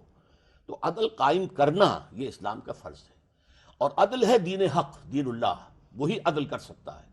عورت اپنے اعتبار سے سوچے گی، مرد اپنے اعتبار سے سوچے گا۔ آج کے دور میں ہم ایک اسلامی نظام آئیڈیل جب ماڈل قائم کر کر لیں کے، گے ہاں، تو پھر جو ہے ہم اس کو پروموٹ کریں گے۔ اچھا اگر فرض کر لیں لوگ نہیں مانتے، اگر کہیں وہ یہ ہمارے کہتے ہیں پاس کہ فورس ہوگی، جی جی، اگر فورس استعمال کریں گے، حرام نہیں ہے، اچھا لیکن یہ کہ عام طور پر اس کی ضرورت پیش نہیں آئے گی آج کے دور میں، اس لیے کہ دنیا گلوبل ولیج ہو چکی ہے۔ اچھا، دو تین باتیں ڈاکٹر صاحب نے کہی، میں چاہتا ہوں انہیں سم اپ کر دیں۔ ایک تو یہ کہ خلافت راشدہ میں بائی فورس یہ کام کیا گیا، دوسرا یہ کہ آج کے دور میں ہم عدل اجتماعی قائم کریں گے اور اس کو بنیاد بنا کر ہم جو ہے اسلام کو پروموٹ کریں گے، لیکن فورس بھی استعمال کر سکتے ہیں۔ مگر اب ہم اسی بارے میں جاوید صاحب کی رائے لینا مناسب سمجھیں گے۔ جاوید صاحب آپ کیا کہتے ہیں؟ جی، پہلے خلافت راشدہ پہ کمنٹ کر دیجیے، پھر اس پہ۔ میرے نزدیک تو آپ ہر حال میں اسلام کو دعوت و تبلیغ کے ذریعے سے پھیلائیں گے۔ یہ راستہ پہلے بھی آپ کے لیے کھلا ہوا تھا، اس زمانے میں اللہ تعالیٰ نے اس کے لیے بے شمار اسباب پیدا کیے۔ صحابہ کرام نے تو یہ نہیں کیا۔ میں عرض کرتا ہوں، یعنی یہ جو کام ہے اسلام کو پھیلانے کا، یہ ہر حال میں اسی طرح کیا جائے گا۔ اس کے نتیجے میں ظاہر بات ہے کہ موجودہ جمہوری زمانے میں اگر کسی جگہ مسلمانوں کی اکثریت ہوگی تو وہاں ریاست قائم ہو جائے گی۔ دیکھیے، اسلام میں یہ نہیں کہا گیا کہ آپ کو ہر حال میں ایک ریاست قائم کرنی ہے۔ یہ بتایا گیا ہے کہ جہاں مسلمانوں کے پاس اقتدار ہے، جہاں کہیں ان کو اکثریت حاصل ہے، جہاں ان کو کوئی خطہ ارض میں آپ نے سیاسی حیثیت حاصل ہو گئی ہے، وہاں ان کے لیے کچھ دینی ذمہ داریاں جن کو پورا کرنا ضروری ہے۔ اللہ کا پیغام اس پہ پہنچانا۔ ہم بعد میں بات کریں گے، لیکن وہ سوال میرا تھا خلافت راشدہ میں تو جی، میں وہی عرض کر رہا تھا، یعنی یہ اصول ہے میرے نزدیک، یعنی ہر حال میں تبلیغ، تلقین اور تعلیم کے ذریعے سے ہم اپنے دین کی دعوت دیں گے، اور ہمارے دین میں اتنی قوت ہے کہ اگر ہم اس کے صحیح پیغام کو پہنچا سکیں تو انشاءاللہ دل اس کے لیے کھلیں گے۔ اب خلافت راشدہ پر آ جائیے۔ دیکھیے، بات یہ ہے کہ اس معاملے میں ایک بنیادی اصول یہ سمجھ لیجئے کہ اسلام میں جو جہاد ہوا ہے یا قتال ہوا ہے، دوسرے لفظوں میں کہیے، وہ دو مقاصد کے لیے ہوا ہے۔ ایک تو ظلم و عدوان کے خلاف ہے، فتنے کو ختم کرنے کے لیے، پرسیکیوشن کو ختم کرنے کے لیے۔ تو ظلم و عدوان کے خلاف جہاد یا قتال یہ شریعت کا ابدی حکم ہے۔ یہ صحابہ کرام نے بھی کیا ہے، یہ ہم آج کے زمانے میں بھی کریں گے۔ اگر کسی جگہ ظلم و عدوان ہے تو ہم اس کے خلاف طاقت رکھتے ہیں تو ضرور اقدام کریں گے۔ ایک دوسرا قتال وہ ہے جس کا رسالت کے ساتھ خصوصی تعلق ہے۔ وہ قتال یہ ہے کہ جب اللہ کا کوئی رسول کسی جگہ مبعوث ہوتا ہے تو اس کی طرف سے اتمام حجت کے بعد اس کے منکرین پر اللہ کا عذاب نازل کیا جاتا ہے۔ یہ عذاب عاد و سمود کے معاملے میں آسمان سے نازل ہوا، اور یہ عذاب بنی اسماعیل کے معاملے میں اور نبی صلی اللہ علیہ وسلم کے مخاطب اہل کتاب کے معاملے میں تلواروں سے نازل ہوا۔ اللہ تعالیٰ نے اس کو خود بیان کیا کہ یعذبہم اللہ بایدیکم۔ تو در حقیقت یہ جو قتال ہے جس کی آیات ڈاکٹر صاحب نے بھی آپ کے سامنے رکھی ہیں، یہ قتال نبی صلی اللہ علیہ وسلم اور آپ کے صحابہ کے ساتھ خاص ہے۔ ان کے ساتھ اس کا خاتمہ ہو گیا، اس کے بعد دنیا میں کسی کو اس کا حق نہیں ہے۔ اب صرف ظلم و عدوان کی بنیاد پر قتال ہو سکتا ہے، نہ اب جہاد یا قتال کی بنیاد مذہب ہے، نہ اسلام کی اشاعت ہے، نہ تسخیر ممالک ہے۔ اس کی بنیاد اب یہ ختم ہو گئی ہے۔ تاریخی حقیقت تو یہ کہ صحابہ اکرام جزیرہ نما عرب سے نکلے اور انہوں نے جو ہے حملہ کیا ہے، یہ تو بالکل واضح حقیقت ہے۔ یہ عرب اور تک کا انہوں نے جہاد نہیں ہمیشہ تھا۔ 3 آپشنز رکھے ہیں۔ وہ کیا 3 آپشنز ہیں؟ اسلام لے آؤ، تم ہمارے برابر کے ہو جاؤ گے۔ ہم یہ بھی نہیں کہیں گے کہ we are senior Muslims, you are junior Muslims, you will be all equal to us. Number 2، نہیں تو چھوٹے بن کر رہو، دین اللہ کا ہوگا، نظام اللہ کا ہوگا، اور وہی نظام عدل ہے، وہی نظام حق ہے۔ تم رہ سکتے ہو، یہودی رہو، عیسائی رہو، مجوسی رہو، ہندوستان میں آئے تو ہندو رہو، جو چاہو رہو۔ کسی ایک شخص کو بھی جبراً مسلمان نہیں کیا گیا۔ لیکن اگر یہ بھی منظور نہیں تو آؤ میدان میں، تلوار فیصلہ کرے گی۔ ہم نے بھی یہی پڑھا ہے کہ ایسا ہی کیا تھا، تو یہ تو آپ کی بات جی، میں نے بھی حقیقت بیان کی ہے۔ میرے نزدیک یہ منکرین حق کے خلاف کیا گیا ہے، یعنی رسالت میں آپ صلی اللہ علیہ وسلم نے جزیرہ نما عرب میں، دعوت تو نہیں دی گئی نا۔ میں گزارش کرتا ہوں، ابھی بتا دیتا ہوں آپ کو۔ دیکھیے، جزیرہ نما عرب میں رسالت میں آپ صلی اللہ علیہ وسلم نے اتمام حجت کیا، اس کے بعد آپ کو حق دیا گیا کہ اب آپ ان کو الٹیمیٹم دیں۔ سورہ توبہ میں اس کی بڑی تفصیل بیان ہوئی ہے۔ اس کے بعد بنی اسماعیل کے لیے یہ قاعدہ بنا دیا گیا کہ ان کو قتل کر دیا جائے گا، یعنی یہ خدا کا عذاب تھا جو ان کے اوپر نازل ہوا، یہ محض کوئی قتال نہیں تھا۔ اور اگر وہ اس سے بچنا چاہتے ہیں تو وہی 3 شرطیں ہیں، ان کو پورا کریں۔ اہل کتاب کے بارے میں یہ کہا گیا کہ ان کو بھی یہی سزا دی جائے گی، لیکن اس سزا کے لیے ان کے ساتھ یہ رعایت ہے، چونکہ یہ توحید کے اثر علمبردار ہیں، اگرچہ توحید کی خلاف ورزی کر رہے ہیں، لیکن اتنی رعایت ان کو حاصل رہے گی کہ یہ اگر جزیہ دے کر اور محکوم ہو کر رہنا پسند کرتے ہیں تو ان کے لیے زندگی ہے، ورنہ ان کے لیے بھی موت کی سزا ہے۔ یعنی اگر یہ اس کو قبول نہیں کریں گے تو لڑیں گے ہم ان کے ساتھ۔ یہ در حقیقت قانون رسالت کی ایک فرع ہے، یہ قانون اتمام حجت کی ایک فرع ہے۔ اس کا تعلق شریعت کے حکام سے نہیں ہے، اس کا فیصلہ اللہ تعالیٰ نے کیا، اس کی طرف سے یہ قتال ہوا، اور پھر اللہ کا جیسے عذاب آسمان سے آتا تھا اسی طریقے سے اس کو نافذ کیا گیا۔ رسول اللہ صلی اللہ علیہ وسلم نے یہی اتمام حجت 8 حکومتوں کو خط لکھ کر کیا ہے، جو آپ ان خطوط کو پڑھیے، جی اس میں حضور نے فرمایا اسلم تسلم، یعنی آپ کو لازماً اسلام قبول کرنا ہے اور ہمارے سامنے صرف گندہ ہونا ہے، اسی صورت میں زندگی ہے۔ یہ اتمام حجت جو ہے یہ در حقیقت کس طریقے سے ہوا؟ جب جزیرہ نما عرب میں اللہ تعالیٰ نے اپنی دینونت ظاہر کر دی، خدا کی جزا و سزا کا قانون نمایاں ہو گیا، رسالت مآب صلی اللہ علیہ وسلم کی طرف سے جو دعوت دی گئی تھی ایک انسان نے دی، اور اس کا نتیجہ خدائی تائید سے یہ نکلا کہ ایک عظیم سلطنت قائم ہو گئی اور اللہ تعالیٰ کی طرف سے وہ عذاب نازل کر دیا گیا، تو خود یہ واقعہ ایک بہت بڑی دلیل بن گیا۔ اب کسی تفصیلی اتمام حجت کی ضرورت نہیں تھی، آپ نے خط لکھے اور صحابہ کرام نے صرف انہی ممالک کے خلاف کارروائی کی جن کو خطوط لکھے گئے تھے، اس سے ایک قدم آگے نہیں بڑھے۔ بلکہ یہ تو ظاہر ہے کہ کوئی اکیڈمک بحث کا موقع نہیں ہے، میں نے اس پر بہت کام کیا اور تفصیل سے سب دلائل جمع کر دیے ہیں۔ سیدنا عمر نے اس سے آگے اگر ایک قدم بڑھایا گیا تو باقاعدہ روک دیا لوگوں کو۔ تو یہ ایک حد ہے جس حد کے بعد کسی کو اس کا حق حاصل نہیں رہا۔ اس سے ہماری فقہ میں بہت سے مسائل میں غلط فہمی پیدا ہوئی ہے۔ دیکھیے ارتداد کا مسئلہ اسی سے پیدا ہوا، جزیے کا مسئلہ اسی سے پیدا ہوا، اور بہت سے مسائل اسی سے پیدا ہوئے ہیں۔ تو میرے نزدیک اس میں ہم اختلاف کر سکتے ہیں، ایک منکرین حق کے خلاف اتمام حجت کے بعد قتال ہے، وہ صحابہ کرام کے بعد ختم ہو گیا ہمیشہ کے۔ اس بحث کو چھوڑی جاوید صاحب، اہم بات یہ ہے کہ آج کے دور میں ایک اہم نقطہ ہے، جی یہ ایک خط لکھنے سے اتمام حجت ہو گیا؟ نہیں، جس طرح آپ کہہ رہے ہیں نا کہ 13 برس تک بلکہ 23 برس تک جو ہے عرب میں آپ دعوت دیتے رہے، آپ نے ماریں کھائیں، آپ کے اوپر پتھراؤ ہوئے، آپ نے جو ہے ایک جماعت تیار کر کے لوگوں کو دکھائی کہ یہ موجود ہیں، دیکھو یہ میرا شاہکار ہیں۔ اس سے اتمام حجت تو اس سے ہوتا ہے، ایک خط لکھنے سے کیا ہوا؟ تو مطلب آپ غامدی صاحب کی بات سے اگری نہیں کر رہے؟ قتل نہیں، کیوں؟ وہ تو طاقت کے ساتھ کیا گیا کہ مسلمان کے اندر اگر جان ہے تو وہ غیر اسلامی نظام دنیا میں قائم نہیں رہنے دے گا۔ اگر نہیں ہے جان، طاقت نہیں ہے، ہاں کسی شخص کو بھی انفرادی طور پر مجبور نہیں کیا جائے گا کہ وہ مسلمان ہو۔ یہی جو اہل کتاب کا قانون ہے، یہ پوری دنیا کے اوپر یہ قانون پھر لاگو ہوا ہے ہندو، اور یہ بھی بات بالکل غلط ہے تاریخ کے اعتبار سے، اس لیے کہ حضور خلافت راشدہ کے اندر سندھ تک بھی لوگ آئے ہیں، خراسان، ماوراء النہر، وہاں سب گئے ہیں، وہاں کوئی خط نہیں گیا تھا حضور کا، صرف ایران تک خط گیا ہے۔ اب وہ تو یہ کہ خط کے تو کچھ معنی نہیں ہوتے، ایک خط آپ ہے۔ جو کیا کہہ رہے ہیں اجازت دیجیے کہ میں اس کے بارے میں عرض کروں۔ میں نے یہ بتایا ہے کہ اتمام حجت رسالت پاک صلی اللہ علیہ وسلم نے جب اپنی قوم پر کیا ہے تو اس کو تو ان مراحل سے گزرنا تھا، اس کے بعد وہ واقعہ ہو گیا جس کا سورہ برات میں ذکر ہے، ایک شخص نے اللہ تعالیٰ کی دینونت اور جزا و سزا کو قائم کر دیا۔ اس واقعے کو اس وقت کی متمدن دنیا دیکھ رہی تھی، رسالت مآب صلی اللہ علیہ وسلم زیر بحث تھے ان ممالک میں، اس کے بعد آپ نے یہ خطوط لکھے اور انہی تک صحابہ کرام نے کارروائی کی ہے۔ سندھ میں صحابہ کرام نے کوئی کارروائی نہیں کی، اسپین میں صحابہ کرام نے کوئی کارروائی نہیں کی، وہ ایک الگ بحث ہے کہ اس کارروائی کے اسباب کیا ہوئے، انہوں نے بالکل انہی جگہ پر کی ہے۔ اچھا، اب کسی موقع تو ایران کا حصہ تھا، وہ ایران کا حصہ تھا۔ اچھا دیکھیے، میں آپ سے عرض کروں کہ اس معاملے میں منکرین حق کے خلاف اتمام حجت کے بعد جس قانون کا اطلاق کیا گیا ہے، اس قانون کا ہم سے کوئی تعلق نہیں ہے، اور میرے نزدیک یہی غلط فہمیوں کا باعث بنا ہے۔ اس سے وہ نقطہ نظر بنتا ہے جو ڈاکٹر صاحب بیان کر رہے ہیں کہ اس وقت بھی دنیا میں اگر اسلامی حکومت قائم ہو گئی تو وہ ساری دنیا کو یہ الٹیمیٹم دینے کا حق رکھتی ہے اگر اس کے پاس طاقت ہو۔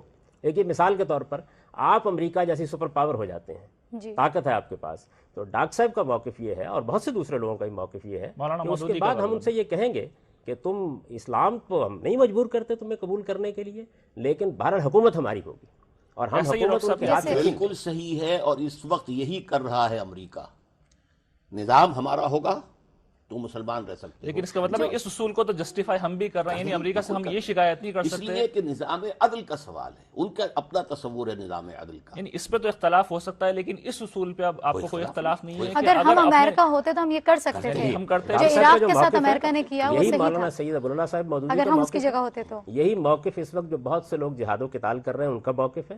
دیکھیے اسامہ بن لادن کی بھی اگر آپ تحریریں پڑھیں، جہاد و قتال کو کنفیوز مت کیجیے، اسامہ بن لادن کی بھی اگر آپ تحریریں پڑھی ہیں تو وہ کیا کر رہے ہیں؟ وہ یہ کر رہے ہیں کہ سورہ توبہ کی وہی آیات جو قانون اتمام حجت سے متعلق ہیں وہ انہوں نے لکھی ہیں، بیان کی ہیں، ان کی ویب سائٹس پر دیکھ لیجئے، اور انہی کی بنیاد پر وہ کارروائی کر رہے ہیں۔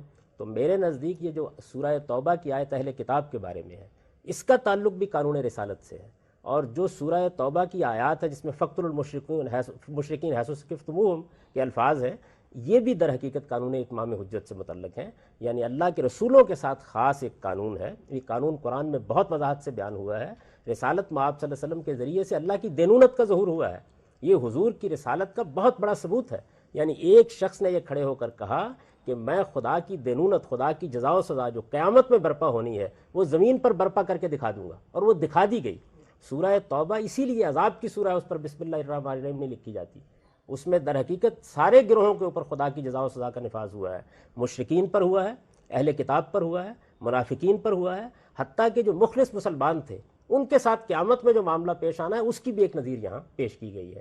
تو یہ مکمل جزا و سزا ہے۔ جب یہ ظاہر ہو گئی، مکہ فتح ہو گیا اور پھر یہ اعلان کر دیا گیا 9 ہجری میں، تو گویا یہ ایک واقعہ ہے جو پھر اتمام حجت کا ذریعہ بنا۔ بڑا سنگین پہلو اب سامنے آ رہا ہے، اس سے میں سمجھتا ہوں کہ بات ہونی چاہیے کہ ہم امریکہ کے، اس کا مطلب ہے ڈاکٹر صاحب اس اصول کو تسلیم کر رہے ہیں کہ اگر اس نے اپنی دانش میں جس نظام کو صحیح سمجھتا ہے قائم کر دیا اور اس کے پاس لاٹھی بھی ہے تو وہ تو ہمیں یعنی فتح بھی کر سکتا ہے۔ ہم کر رہا ہے۔ یعنی اس کا مطلب نہیں ڈاکٹر صاحب، ہم تو اس اصول کو غلط نہیں مانتے نا۔ ہم عراق پہ کیوں احتجاج کر رہے ہیں، ہم افغانستان کے اوپر کیوں احتجاج کر رہے ہیں، ہم کیوں ظلم کہہ رہے ہیں اسے؟ اس لیے کہہ رہے ہیں کہ حق ہی حاصل نہیں ہے امریکہ کو کہ وہ ہم پہ حملہ کرے۔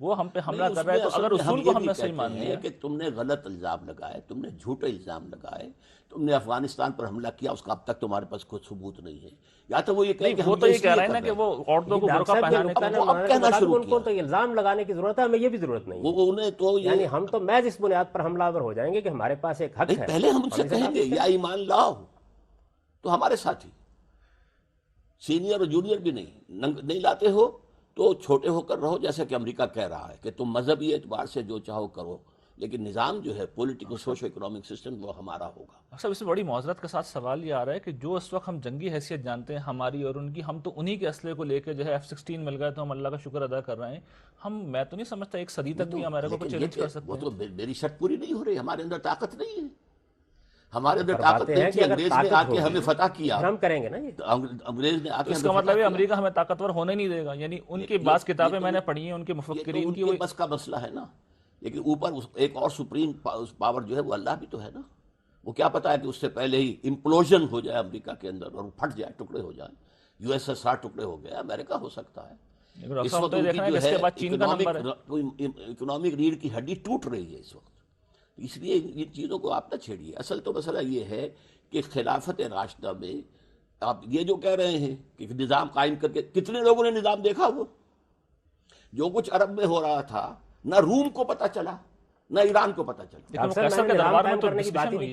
میں تو یہ گزارش کر رہا ہوں کہ جس دینونت کا ظہور ہوا، یعنی خدا کے ایک پیغمبر نے الٹیمیٹم دیا کہ میں اس سرزمین میں حق و باطل کا وہ فیصلہ جو قیامت میں ہونا ہے وہ نافذ کر کے دکھا دوں گا۔ دیکھیے قرآن مجید نے رسولوں کی دعوت کی شہادت میں ساری یہ جزا و سزا کی تفصیل پیش کی ہے۔ عاد کے ساتھ کیا ہوا، سمود کے ساتھ کیا ہوا، قرآن مجید ان کا ذکر کر کے سورہ قمر میں کہتا ہے یہاں تو کچھ بھی نہیں ہوا، کسی کو قتل نہیں کیا گیا، nobody was killed۔ میں یہ کہتا ہوں الٹیمیٹم دیا گیا، اس الٹیمیٹم کے بعد اگر وہ ایمان نہ لاتے تو اس کے بعد یہی ہوتا۔ اچھا، اس میں چنانچہ وہاں بھی الٹیمیٹم ہی دیا گیا۔ کس کو احساس ہوا ہوگا کہ کیا ہوا ہے؟ میں کہتا ہوں یہ تاریخ انسانی کا اتنا بڑا واقعہ ہے، ہم بدقسمتی سے اس کی طرف توجہ نہیں دلاتے۔ اس کے ذریعے سے ایک رسول تاریخ کی روشن آئینے میں، پہلی جتنی رسالتیں ہوئی ہیں ان میں خدا تعالیٰ نے جو کچھ کیا وہ تاریخ کا حصہ نہیں بن سکا، یہ تاریخ کا حصہ ہے۔ یعنی ہمارے سامنے یہ واقعہ ہوا کہ ایک خدا کا پیغمبر، آپ دیکھیں ذرا، اندازہ کریں کہ کس شان سے انہوں نے یہ کام کیا ہے۔ سورہ نصر کو پڑھیں، اذا جاء نصر اللہ والفتح ورأیت الناس یدخلون فی دین اللہ افواجا۔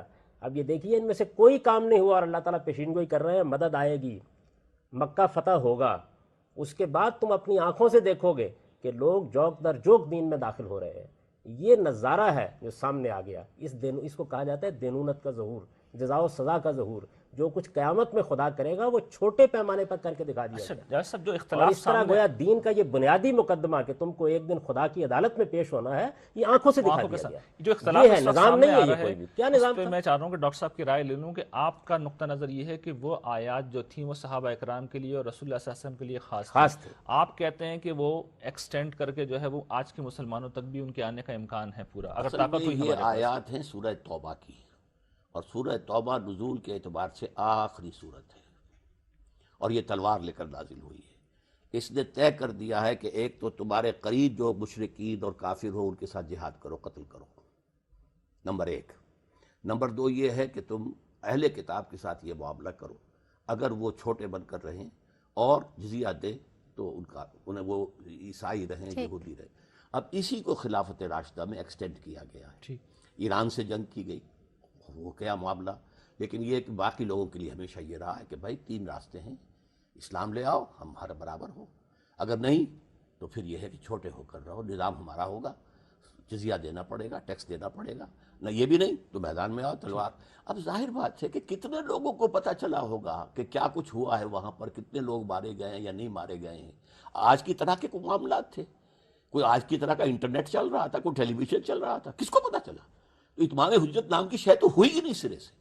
میں یہ کہتا ہوں کس کو پتہ نہیں چلا، یعنی کیسر کے دربار میں یہ زیر بحث ہے، کسرا کے ساتھ باقاعدہ اس پہ گفتگو ہو رہی ہے، وہاں سے فوجیں بھیجی جا رہی ہیں، معاملہ کیا جا رہا ہے. لیکن حبش میں آپ یہ دیکھیں کہ بہت پہلے سے یہ ساری دعوت پہنچ چکی ہے، یہ سب کچھ ہوا ہے، اور اس دینونت کا ظہور اس شان کے ساتھ ہوا ہے کہ یہ تاریخ کی ایک عظیم نشانی بن گئی ہے. دیکھیے میں آپ یعنی سے خدا کے ایک پیغمبر نے، آپ اس کی ذرا علامتیں دیکھیے قرآن مجید میں. یہ جو غزوہ تبوک کے بعد 3 صحابہ کو اللہ نے ایک سزا دی. نجران کے بادشاہ کا خط آ گیا ان کے پاس کہ ہمیں معلوم ہوا ہے، کعب ابن مالک رضی اللہ تعالیٰ عنہ، کہ تمہارے ساتھی جو ہیں، تمہارے سربراہ صحابی جو ہیں تمہارے ساتھ ظلم کر رہے ہیں، تم تو بڑے قیمتی آدمی ہو، تمہیں تو یہ تم ہمارے پاس آ جاؤ. انہوں نے کہا یہ مزید مصیبت آ گئی ہے، وہ خط جو ہے ڈال دیں. یعنی اتنے لوگ سینسیٹیو تھے، جب انہیں پتہ چل گیا کہ دیر از اے تھریٹ بروئنگ اپ اگینسٹ اس، ہمارا پورا جو ہے یہ امپیریلزم اب خطرے کے اندر آ گیا، تب تو وہ اس درجے تک حساس ہو گئے. یہی تو میں کہہ رہا یہی تو وہ جاوید صاحب بات ہوں، اس بڑے پیمانے پر لوگ متنبع ہیں، دیکھ رہے ہیں کیا ہو رہا ہے. عوام کو کہاں پتہ چلا؟ نہیں، وہ عوام کے خلاف تو جنگ تھی بھی نہیں، وہ تو بادشاہی نظام کے. جنگ تو جب ہوگی تو پورے ملک کے خلاف ہوگی. عوام ہی آئیں گے لڑنے کے لیے، کسرا خود تو نہیں آئے گا میدان میں، ہرقل خود تو نہیں آئے گا، وہ عوام ہی آئیں گے. مسلمان ممالک میں جو غیر مسلم رہتے ہیں، ڈاکٹر صاحب میں آپ سے شروع کرنا چاہوں گا کہ ان کی کیا حیثیت ہوگی، خاص طور پر پاکستان کے پس منظر میں. میں نے اس سلسلے میں سب سے پہلے پروگرام میں عرض کیا تھا کہ ایک اسلامی ریاست میں غیر مسلم پروٹیکٹڈ مائنورٹی ہوں گے. اسے کوئی تنزن کہنا چاہے سیکنڈ ریٹ سٹیزن تو میں اس کو بھی گوارا کروں گا. یعنی یہ ہے کہ انہیں حقوق حاصل ہوں گے، اپنے مذہب کی پوری آزادی، اپنے معابد کی پوری آزادی، بلکہ ان کی حفاظت مسجدوں سے زیادہ کی جائے گی، اپنے پرسنل لاء میں پوری آزادی، شادی بیاہ نکاح طلاق کے معاملات میں، اپنی وراثت میں پوری آزادی، پھر معاشرے کے اندر پارٹیسپیٹ کریں، بزنس کریں، پروفیشنز کے اندر آئیں، گورنمنٹ سروس میں آئیں، چاہیں تو فوج میں بھی آ جائیں. یہ معاملہ البتہ یہ کہ ایک معاملے میں میں اختلاف کر دوں کہ میرے نزدیک اسلامی ریاست میں مسلمان سے جبری بھی فوجی بھرتی جو ہے وہ لی جا سکتی، ڈرافٹنگ ہو سکتی ہے اسلامی ریاست کے اندر، اور یہ معاملہ حضور کی سیرت سے ثابت ہے، لیکن کسی غیر مسلم سے نہیں. اگر وہ اپنے طور پر چاہیں تو آ سکتے ہیں، البتہ ایک خاص لیول تک، اس سے اوپر انہیں نہیں جانے دیا جائے گا کہ جو highest level of policy making ہے اس میں وہ پارٹیسپیٹ نہیں کریں گے. باقی ان کے حقوق ہوں گے، اور ان حقوق کے بدل میں اس کے جزا کے طور پر جزیہ دیں گے، ٹیکس دیں گے. یہ ان کا رہے گا. البتہ یہ کہ ان کے حقوق جو ہیں ان میں کہیں دست درازی ہو رہی ہے، کوئی زیادتی ہو رہی ہے، تو سوائے اس کے کہ ان کی پولیس وغیرہ کے ذریعے سے ہی وہ ریڈریس چاہیں، ان کا ہم کہہ سکتے ہیں کہ آپ اپنی ایک کمیٹی، اپنی پارلیمنٹ، اپنی کوئی اپنا ہاؤس منتخب کر لیں تاکہ وہ آپ کی طرف سے گفتگو کرنے کی مجاز ہو. اچھا جاوید صاحب، یہی سوال ہم آپ سے کرنا چاہیں گے کہ غیر مسلم اقلیت کو آپ ایک اسلامی ملک میں کس حیثیت میں دیکھتے ہیں؟ دیکھیے جی، میں نے جو اسلامی ریاست کے لیے اصول بیان کیے ہیں، آپ کے علم میں ہے کہ ان میں کوئی یہ مسئلہ زیر بحث نہیں آیا. جو آیت اس زمن میں جزیہ کی پیش کی جا رہی ہے، میں عرض کر چکا ہوں کہ اس کا تعلق اس زمانے کے اہل کتاب کے ساتھ نہیں ہے. چنانچہ اس وقت نہ تو جزیہ کا کوئی سوال ہے، نہ کسی کو ذمہ بنانے کا کوئی سوال ہے. ویسے کلاسیکل فقہ میں بھی ذمہ صرف مفتو لوگ ہوتے ہیں. ہمارے ساتھ اب غیر مسلموں کا معاملہ معاہدین کا ہے. ہم پاکستان میں بھی ان کے ساتھ معاہدہ کر چکے ہیں، ہم اقوام متحدہ کے چارٹر پر دستخط کر کے بھی معاہدے میں بن چکے ہوئے ہیں، اور اس لحاظ سے ان کو برابر کی حیثیت حاصل ہے. وہ اس ریاست کے نظام میں شریک ہوں گے. یہ ہمارے اکثریت کے اوپر ہے کہ ہم کیا قانون بناتے ہیں، کیا قانون نہیں بناتے. جب آپ نے ایک جمہوری نظام کو قبول کر لیا ہے تو اس کے بعد ظاہر ہے کہ 3 صورتیں ہو سکتی ہیں. ایک یہ ہے کہ جیسے پاکستان میں ہے، وہ بہت معمولی اقلیت میں ہے. ایک ایسی صورت ہو سکتی ہے کہ جہاں ان کی اقلیت کی نوعیت اس طرح کی ہو جیسے مثلا لبنان میں ہے، 51% یا 50% کے قریب کی صورتحال بن جاتی ہے. تو ان حالات کے لحاظ سے آپ معاہدات کریں گے. اصل میں ہم ایک کانٹیکٹ میں بندھے ہوئے ہیں. 11 اگست کو قائد اعظم نے جو تقریر کی ہے اس میں انہوں نے ان کو برابر کی حیثیت دے دی ہے. یہاں کوئی جزیہ لگانے کا سوال نہیں ہے، کوئی ان کو دوسرے درجے کا شہری بنانے کا سوال نہیں ہے، وہ ریاست کے معاملات میں شریک ہوتے ہیں، پارلیمنٹ میں وہ منتخب ہوتے ہیں۔ میرا نقطہ نظر اس معاملے میں یہ ہے کہ وہ چیزیں جو نصوص سے متعلق ہیں صرف انہی چیزوں کے بارے میں ہمیں اصرار کرنا چاہیے۔ حرام اور حلال کے فیصلے، جائز اور ناجائز کے فیصلے، یہ قرآن مجید کے پیغمبر صلی اللہ علیہ وسلم کے قطعی ارشادات پر مبنی ہونے چاہیے۔ یہ آیت جو موضوع بنائی جاتی ہے اس کے بارے میں نے اپنی رائے دے دی ہے، اس لیے اس پر مزید کسی بحث کی مطلب ضرورت آپ کے نہیں خیال ہے۔ میں وہ سیکنڈ ڈگری سٹیزن جی نہیں ہے، میرے نزدیک ایکولائزیشن ہے آپ کی نظر میں؟ معاہدین کی حیثیت ہے ان کی، اور ہماری فقہ میں بھی یہ چیز موجود ہے۔ کچھ معاہدین اور اہل صلح ہوتے ہیں، ان کے ساتھ اب جن شرائط پر چاہیں معاملہ کر لیں۔ خود رسالت میں آپ صلی اللہ علیہ وسلم نے جب میثاق مدینہ کیا ہے تو اس میں برابر کی سطح پہ ان کو شریک کیا ہے۔ آپ اس کی دفعات کو پڑھ لیجئے، وہ دفاع میں شریک ہیں، ریاست کی دفاع کی ذمہ داری ان پر ڈالی گئی ہے۔ یعنی ایک قتال وہ ہے کہ جو قتال منکرین حق کے خلاف اس میں امت واحدہ کے لفظ ہیں غالباً۔ جی بالکل یہی ایک قتال وہ ہے جو رسالت میں آپ صلی اللہ علیہ وسلم نے منکرین حق کے خلاف کیا ہے، اس کا معاملہ بالکل مختلف ہے۔ ایک قتال وہ ہے جو ظلم و عدوان کے خلاف کریں گے۔ باقی جہاں تک ریاست کی ایکسپینشن کا تعلق ہے، چونکہ میرے نزدیک اس کی بنیادی دعوت ہے، آپ کو پیغام پہنچانا ہے۔ اگر اللہ تعالیٰ لوگوں کا سینہ کھول دے گا اور کسی اور جگہ مسلمانوں کی اکثریت ہو جائے گی تو وہاں بھی وہ اپنا نظام قائم کر سکتے ہیں۔ تو اس وجہ سے میرے نزدیک یہ سوال پیدا نہیں ہوتا۔ مسلمان یہاں پر اپنے غیر مسلم بھائیوں کو برابر کی سطح پہ شریک کر سکتے ہیں، وہ ان کو پارلیمنٹ میں لے سکتے ہیں، جو اس وقت نظام ہے مجھے اس پر بھی کوئی اعتراض نہیں ہے۔ اگر اس معاملے میں کوئی دوسرا معاہدہ ہو جاتا ہے تو اس پہ بھی کوئی اعتراض نہیں۔ مگر ڈاکٹر اسرار کی رائے سے آپ بالکل اتفاق نہیں کر رہے ہیں اس بارے میں؟ اتفاق نہیں کرتا۔ میرے نزدیک اس کی بنیاد وہی ہے، اصل میں وہی سورہ توبہ کی آیت ہے۔ پوری سورہ توبہ در حقیقت ایک بالکل دوسرے مضمون کو بیان کر رہی ہے، اور یہ چیز قانون اتمام حجت سے متعلق ہے۔ یہ معاملہ ختم ہو گیا۔ جاوید صاحب اس کا کوئی سوال نے ایک بات بیان کی میثاق مدینہ کے حوالے سے، تو آپ اس کو کیوں نہیں اس کا ماخذ سمجھتے؟ میں اس کو اس لیے کہ وہ انٹرم پیریڈ کی دور کی بات ہے، بہت سے معاہدے ہوئے، ختم ہو گئے۔ یہ بھی ایک تھا جوائنٹ ڈیفنس پیکٹ آف مدینہ، اس سے زیادہ اس کی کوئی حیثیت نہیں ہے کہ ہم یہاں رہتے ہیں، مدینے کے تحفظ کے لیے، دفاع کے لیے جوائنٹ ڈیفنس ہمارا ہوگا اور اس میں ہم برابر ہوں گے۔ لیکن ڈاکٹر حمید اللہ تو کہتے ہیں پہلا میرے آئین ہے نزدیک ان کے بہت بڑے بڑے مغالطوں میں سے ہے۔ پہلی مرتبہ انہوں نے اس کے لیے لفظ دستور استعمال کر دیا، وہ دستور ہے ہی نہیں، دستور تو آخر میں بنا ہے۔ جسے یہ کہہ رہے ہیں کہ وہ خاص جو ہے وہ ایک اس پر پس منظر ہے، وہی تو آخری تو وہی ہے، سورہ توبہ کے اندر ہے کہ اہل کتاب کے ساتھ یہ ہوگا، بنو اسماعیل کے ساتھ یہ ہوگا، یہ معاملہ ہے۔ تو اصل میں تو سارے فیصلے وہی ہیں، اور انہیں ٹائملی قرار دینا تو بہت بڑی ڈاکٹر صاحب ایک جسارت مسئلہ ہے۔ تو یہ بھی ہے اس آیت کے اندر کہ وہاں پہ مشرکین بھی ہیں، یعنی کہ ہندو، ان کو تو قتل کر دینے کا حکم ہے۔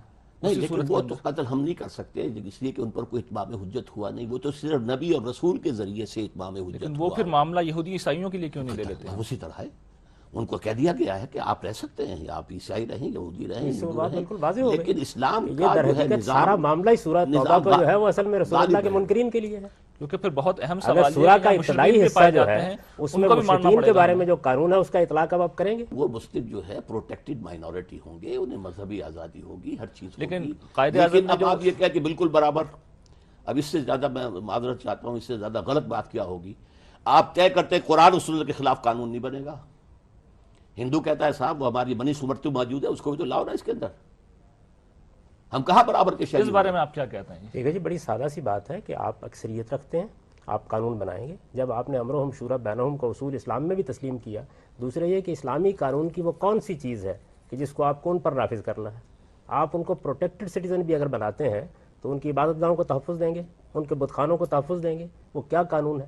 اگر نماز کا اہتمام ہے تو مسلمانوں سے متعلق ہے، اگر زکوٰۃ لینی ہے تو مسلمانوں سے لینی ہے، تو وہ کون سا قانون ہے کہ جس کا ان پر اطلاق ہوگا؟ وہ پارلیمنٹ میں بیٹھے ہوئے ہیں۔ بالکل برابر کہنا کیسے ممکن ہے؟ یعنی آپ مجھے بتائیے نا کہ وہ کون سا قانون ہے جس کو ہم ان پر لازماً لاگو کر دیں گے؟ یعنی ہماری روایت تو یہ رہی ہے کہ اگر وہ اپنی عدالتیں قائم کرنا چاہتے ہیں تو کر لیں۔ پرسنل لا کے معاملے میں تو آپ ان کو آخری آزادی دینے کے لیے تیار ہوتے ہیں۔ اسی طرح سے جہاں تک فوجداری قانون کا تعلق ہے تو پہلے اسلامی شریعت کو دیکھیں، اس میں ہیں کیا چیزیں؟ یعنی چند قوانین ہیں جو اصل میں انتہائی سزاؤں کی صورت میں بعض جرائم سے متعلق بیان ہوئے ہیں، انہی کو آپ نے نافذ کرنا ہے۔ ان جرائم کے جرم ہونے پر سب کا اتفاق ہے، تو وہ کیا چیزیں ہیں کہ جن کے معاملے میں ہم ان کے اوپر نافذ کریں گے؟ مسلم غیر دونوں صورتیں ہو سکتی ہیں۔ اچھا تو دیکھیے بات یہ ہے کہ وہ ان کے مسلمانوں سے نزدیک چور کا ہاتھ کاٹنا جو ہے وہ صحیح نہیں۔ بڑا اہم سوال ہے جاوید صاحب کہ چور کا ہاتھ کاٹنا جو ہے وہ ڈاکٹر صاحب یہ کہتے ہیں کہ وہ جی آپ کی فقہ میں یہ بالکل مسلم مسئلہ ہے کہ اگر غیر مسلم چاہتے ہیں کہ وہ اپنے اس طرح کے قوانین معاملات اپنی عدالتوں میں لے جائیں تو لے جا سکتے ہیں۔ یعنی ہماری عدالت میں آئیں گے تو ہم ہاتھ کاٹ دیں گے۔ پرسنل لا اور اس نوعیت کے جو فرق ہیں یہ تو موجودہ زمانے میں پیدا ہوئے ہیں۔ نہیں، یہ ہمارے ہاں تو صورتحال یہ شراب آپ کے یہاں حرام ہے، آپ ہے۔ کی اسلامی حکومتوں کے اندر ان کی بستیوں میں شراب بنتی رہی ہے، سور پالے جاتے رہے ہیں، اس معاملے میں کبھی قدغن نہیں لگی. یہ مسئلہ پیدا ہو گیا کہ مجوس کے یہاں محرمات سے نکاح کا معاملہ رہا ہے, نئی پابندی لگائی گئی. آپ یہ دیکھیے ڈاکٹر حمید اللہ صاحبی کا بھی ذکر ہو رہا تھا, انہوں نے اسی کتاب میں جہاں یہ میثاق مدینہ پر بحث کی ہے, یعقوبی عیسائیوں سے متعلق مسلمان ریاستوں کے معاہدات نقل کیے ہیں. تو میرے نزدیک یہ نہیں ہے کہ آپ کیا کریں گے, اصل چیز یہ ہے کہ نصوص کیا ہے.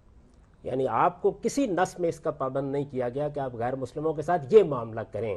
آپ آزاد ہیں, آپ ان کے ساتھ جو معاملہ چاہیں کر لیں. مسلمان اپنے مسالے کو سامنے رکھیں گے اور اس کی بنیاد پر معاملہ کریں گے. عین ممکن ہے کہ لبنان کی طرح آپ کو اس معاملے میں ایک ایسے مصالحانہ دستور پر آنا پڑے جس میں کچھ حقوق آپ کے ہوں, کچھ حقوق ان کے ہوں. ہندوستان میں آپ یہ دیکھیے کہ مولانا مودودی جیسے شخص نے جو فارمولہ پیش کیا تھا, اس فارمولے میں کیا تھا کہ ہم اپنے صوبوں میں جہاں جہاں ہماری حکومتیں ہوں گی وہاں ہم اپنے قوانین نافذ کریں گے. تو اگر آپ سمجھتے ہیں کہ کسی موقع کے اوپر غیر مسلم یہ کہتے ہیں کہ آپ کے یہ شرعی قوانین جو ہیں ان سے ہمیں استثناء دیا جائے, تو اسلامی شریعت کی روح سے آپ دے سکتے ہیں.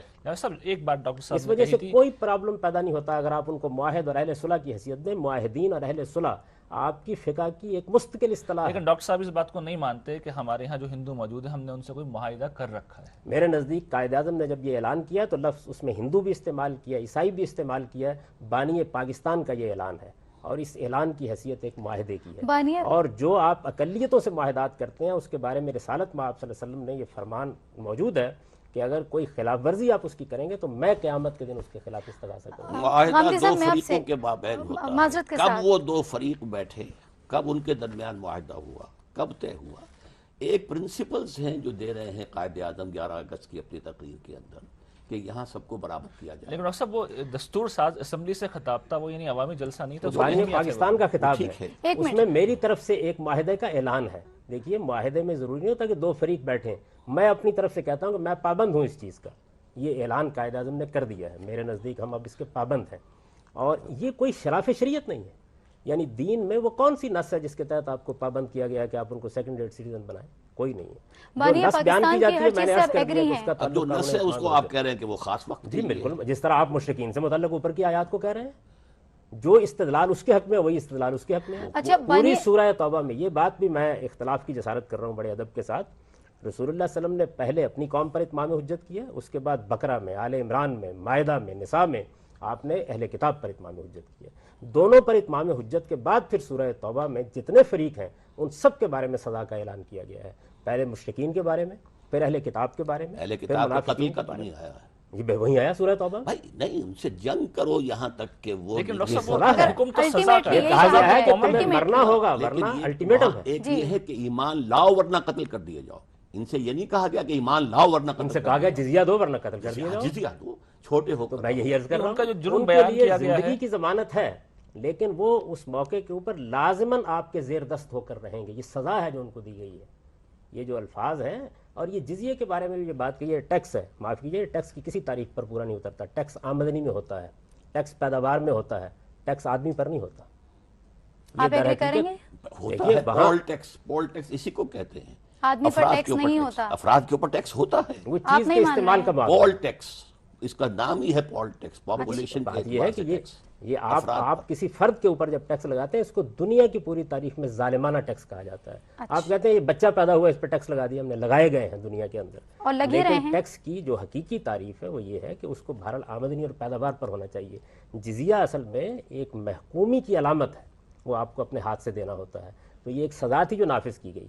اس سزا میں مشرکین کے لیے ایک قانون ہے, اہل کتاب کے لیے ایک قانون ہے, منافقین کے لیے ایک قانون ہے, اور مسلمان جنہوں نے غلطی کی تھی ان کو بھی سزا دی گئی ہے. یہ خدائی سزا ہے جو ان پر نافذ ہوئی ہے, اور سورہ توبہ اسی خدائی سزا کو بیان کرتی ہے. اس وجہ سے میرے نزدیک یہ نص تو ختم ہو گئی.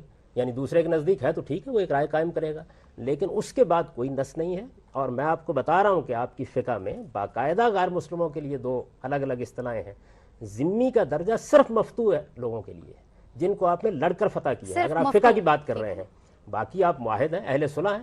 خود صحابہ کرام کے زمانے میں بعض لوگوں سے معاہدات ہوئے ہیں, ان کے لیے جو شرائط طے کر لی گئی ہیں ان شرائط پر عمل کیا گیا ہے. میں اس وقت یہ کہتا ہوں کہ آپ دو معاہدوں میں بندھے ہوئے ہیں.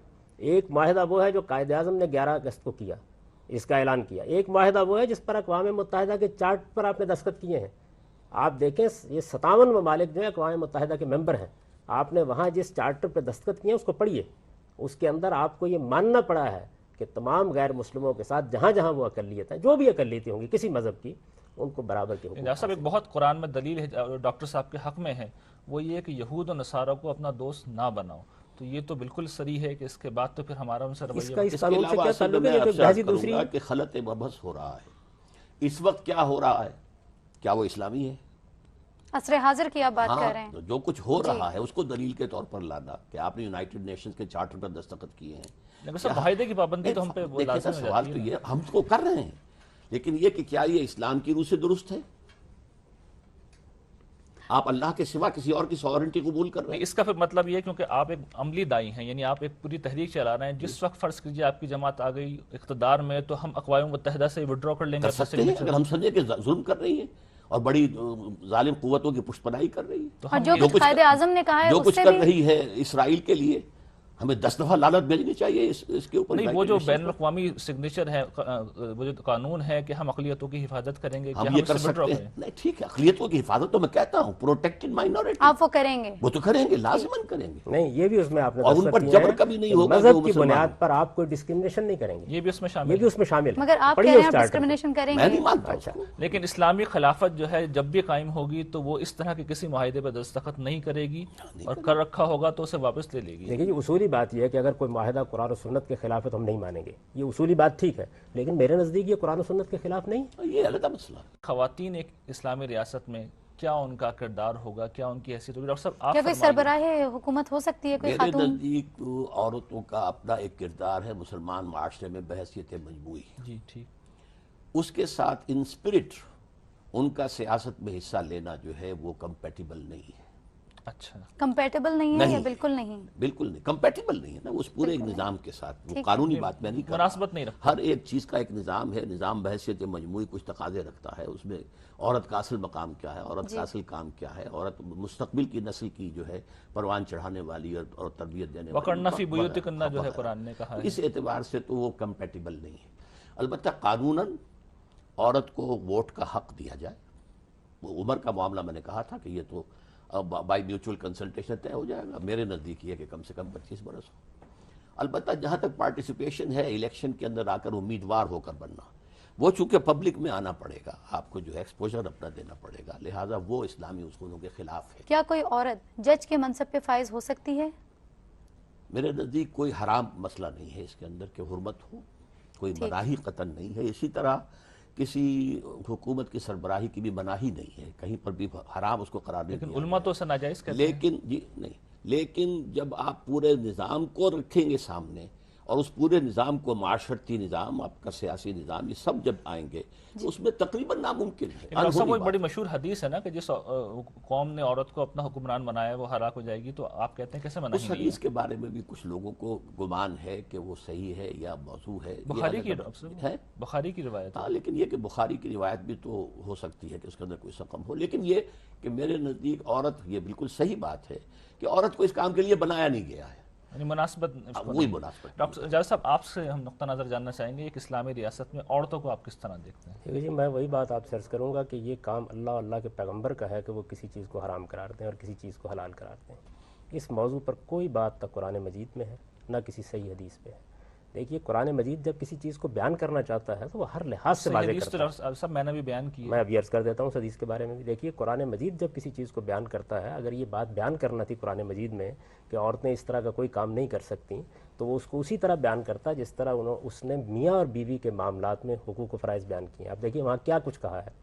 مرد کو میاں بیوی کے تعلق پہ یہ کہا ہے کہ شوہر کو قوام کی حیثیت حاصل ہے. پھر مزید وضاحت کی ہے کہ اس قوام کے ساتھ ایک صالح خاتون کو موافقت کا رویہ اختیار کرنا چاہیے، فرما برداری کا رویہ اختیار کرنا چاہیے. پھر اس کو کچھ تعدیب کے نشوز اور سرکشی کی صورت میں حقوق دیے ہیں. پھر اس کی بنیاد پر یہ حکم متفرع کیا ہے کہ نکاح کی گرہ بھی شوہر کے ہاتھ میں ہے. پھر اس کے بعد جہاں پہ یہ بیان کیا ہے کہ عدت کے زمانے میں رجوع کا حق اس کو حاصل ہے، وہاں اس کی دلیل دی ہے کہ وَلِلرِّجَالِ عَلَيْهِنَّ درجہ، یعنی شوہر کو ایک درجہ گویا برتری حاصل ہے. تو جب قرآن مجید کسی چیز کو بیان کرتا ہے تو اس طرح بیان کرتا ہے. اگر یہ سیاست کے معاملے میں بھی قرآن مجید نے کوئی بات بیان کرنی ہوتی تو کر دیتا. رسالت میں آپ صلی اللہ علیہ وسلم کو بھی اگر یہ بات کہنی تھی تو آپ واضح الفاظ میں کہتے, صحابہ کرام اس کو روایت کرتے, آپ بتاتے کہ دیکھو یہ اسلامی ریاست جو میں نے قائم کی ہے اس کے اندر کسی عورت کو کوئی ذمہ داری نہیں جیسا ہم نے دینی. دور جدید میں دیکھا ہے کہ سعودی عرب میں ڈرائیونگ کا ایک مسئلہ پیدا ہوا اور علماء اکرام نے یکساں طور پر اس کی جو ہے مخالفت کی کہ خواتین ڈرائیونگ نہیں کر سکتی. مجھے یہ بات مکمل کر لینے دیجیے. جو روایت ہے آپ دیکھیے روایت کا کیا معاملہ ہے. ابو بکرہ رضی اللہ عنہ کو وہ یاد اس وقت آئی ہے جب سیدہ عائشہ کا معاملہ ہوا ہے. ایک تنہا صحابی ہیں جن کی وہ روایت ہے. یعنی یہ معاملہ اگر واقعی کوئی دین کا معاملہ ہوتا پھر اس میں کوئی حکم نہیں بیان ہوا, اس میں ایک تبصرہ کیا گیا ہے, اس تبصرے کے بارے میں پھر دو آراء ہو سکتی ہیں. یہ کہ وہ تبصرہ خاص اس قوم کے بارے میں ہے یا اس تبصرے کی نوعیت تعمیم کی ہے. میں دسیوں ایسی باتیں پیش کر سکتا ہوں جس میں اسی طرح تعمیم کے انداز میں حضور نے ایک بات کہی ہے, لیکن یہ کہ وہ خاص لوگوں کے بارے میں ہے. تو اس وجہ سے وہ روایت ہرگز کسی قانون کا ماخذ نہیں بن سکتی. نہ قرآن میں کوئی ایسی بات ہے نہ حدیث میں کوئی ایسی بات ہے. اس لیے پہلا مرحلہ تو یہ واضح سمجھ لیجئے کہ یہ مسئلہ دین کا نہیں ہے. اب یہ ہے کہ دین کے مجموعی نظام کو سامنے رکھ کر ایک صاحب علم یہ کہتا ہے کہ میرے خیال میں یہ ہونا چاہیے. اس طرح کے موقعوں پر بس ہم یہی کہہ سکتے ہیں کہ میرے خیال میں یہ ہونا چاہیے یا میں اس کو پسند کرتا ہوں. امام مالک کی آپ موطا پڑھیں تو وہ کیا کرتے ہیں, نصوص کو نصوص کی حیثیت سے بیان کریں گے, اپنا کوئی اجتہاد ہے تو کہیں گے انا احب انا اکرہ, میں اس کو پسند کرتا ہوں میں اس کو ناپسند کرتا ہوں. آپ کیا پسند کرتے تو میرے نزدیک یہ ہے کہ دیکھیے بات یہ کہ اس میں کوئی شبہ نہیں ہے کہ خواتین کے لیے ایک بہت بڑا کام ہے کہ وہ اپنے بچوں کی تربیت کریں, اپنے گھر در کو سنبھالیں, لیکن یہ کہ یہ کوئی ناجائز نہیں ہے ان کے لیے کہ وہ اس طرح کے ابھی جو ریحان نے آپ سے پوچھا کہ ڈرائیونگ کے لیے بالکل منع کیا گیا ہے سعودی عرب میں عورتوں یہ کو, اسی طرح کی چیزیں جس کے بارے میں میں تبصرہ کر چکا ہوں. میرے نزدیک اسی سے اسلام بدنام ہوا ہے. دیکھیے قرآن مجید نے اسی وجہ سے یہ متعین کیا ہے کہ وہ کیا حدود ہیں جن کے اندر ریاست مداخلت کر سکتی ہے. ریاست کی مداخلت کوئی معمولی بات نہیں ہے. سارے لوگ فرشتے نہیں ہوں گے. آپ کو اندازہ نہیں کہ اس کے نتیجے میں انسانوں کے ساتھ کیا ہو جائے گا. سارے لوگ عمر اور ابوبکر بھی نہیں ہوں گے. تو اللہ تعالیٰ نے متعین کر دیا ہے کہ یہ معاملات تبلیغ تلقین سے متعلق ہیں, یہ معاملات قانون سے متعلق ہیں. اس وجہ سے میں سمجھتا ہوں کہ یہ جو قرآن مجید کی آیات ہیں ان پر غور کرنا چاہیے اور دیکھنا چاہیے کہ ان کے اندر کیا بات بیان ہوئی ہے. نے کوشش کی کہ جو ممتاز اہل علم ہیں ان کا نقطہ نظر آپ کے سامنے لایا جائے. اس میں کچھ یقیناً اختلاف بھی ہے اور بہت سی چیزوں کے اوپر اتفاق بھی. اب اپنے میزبان ریحان احمد یوسفی اور ڈاکٹر ارم کو اجازت دیجیے. اللہ نگہبان.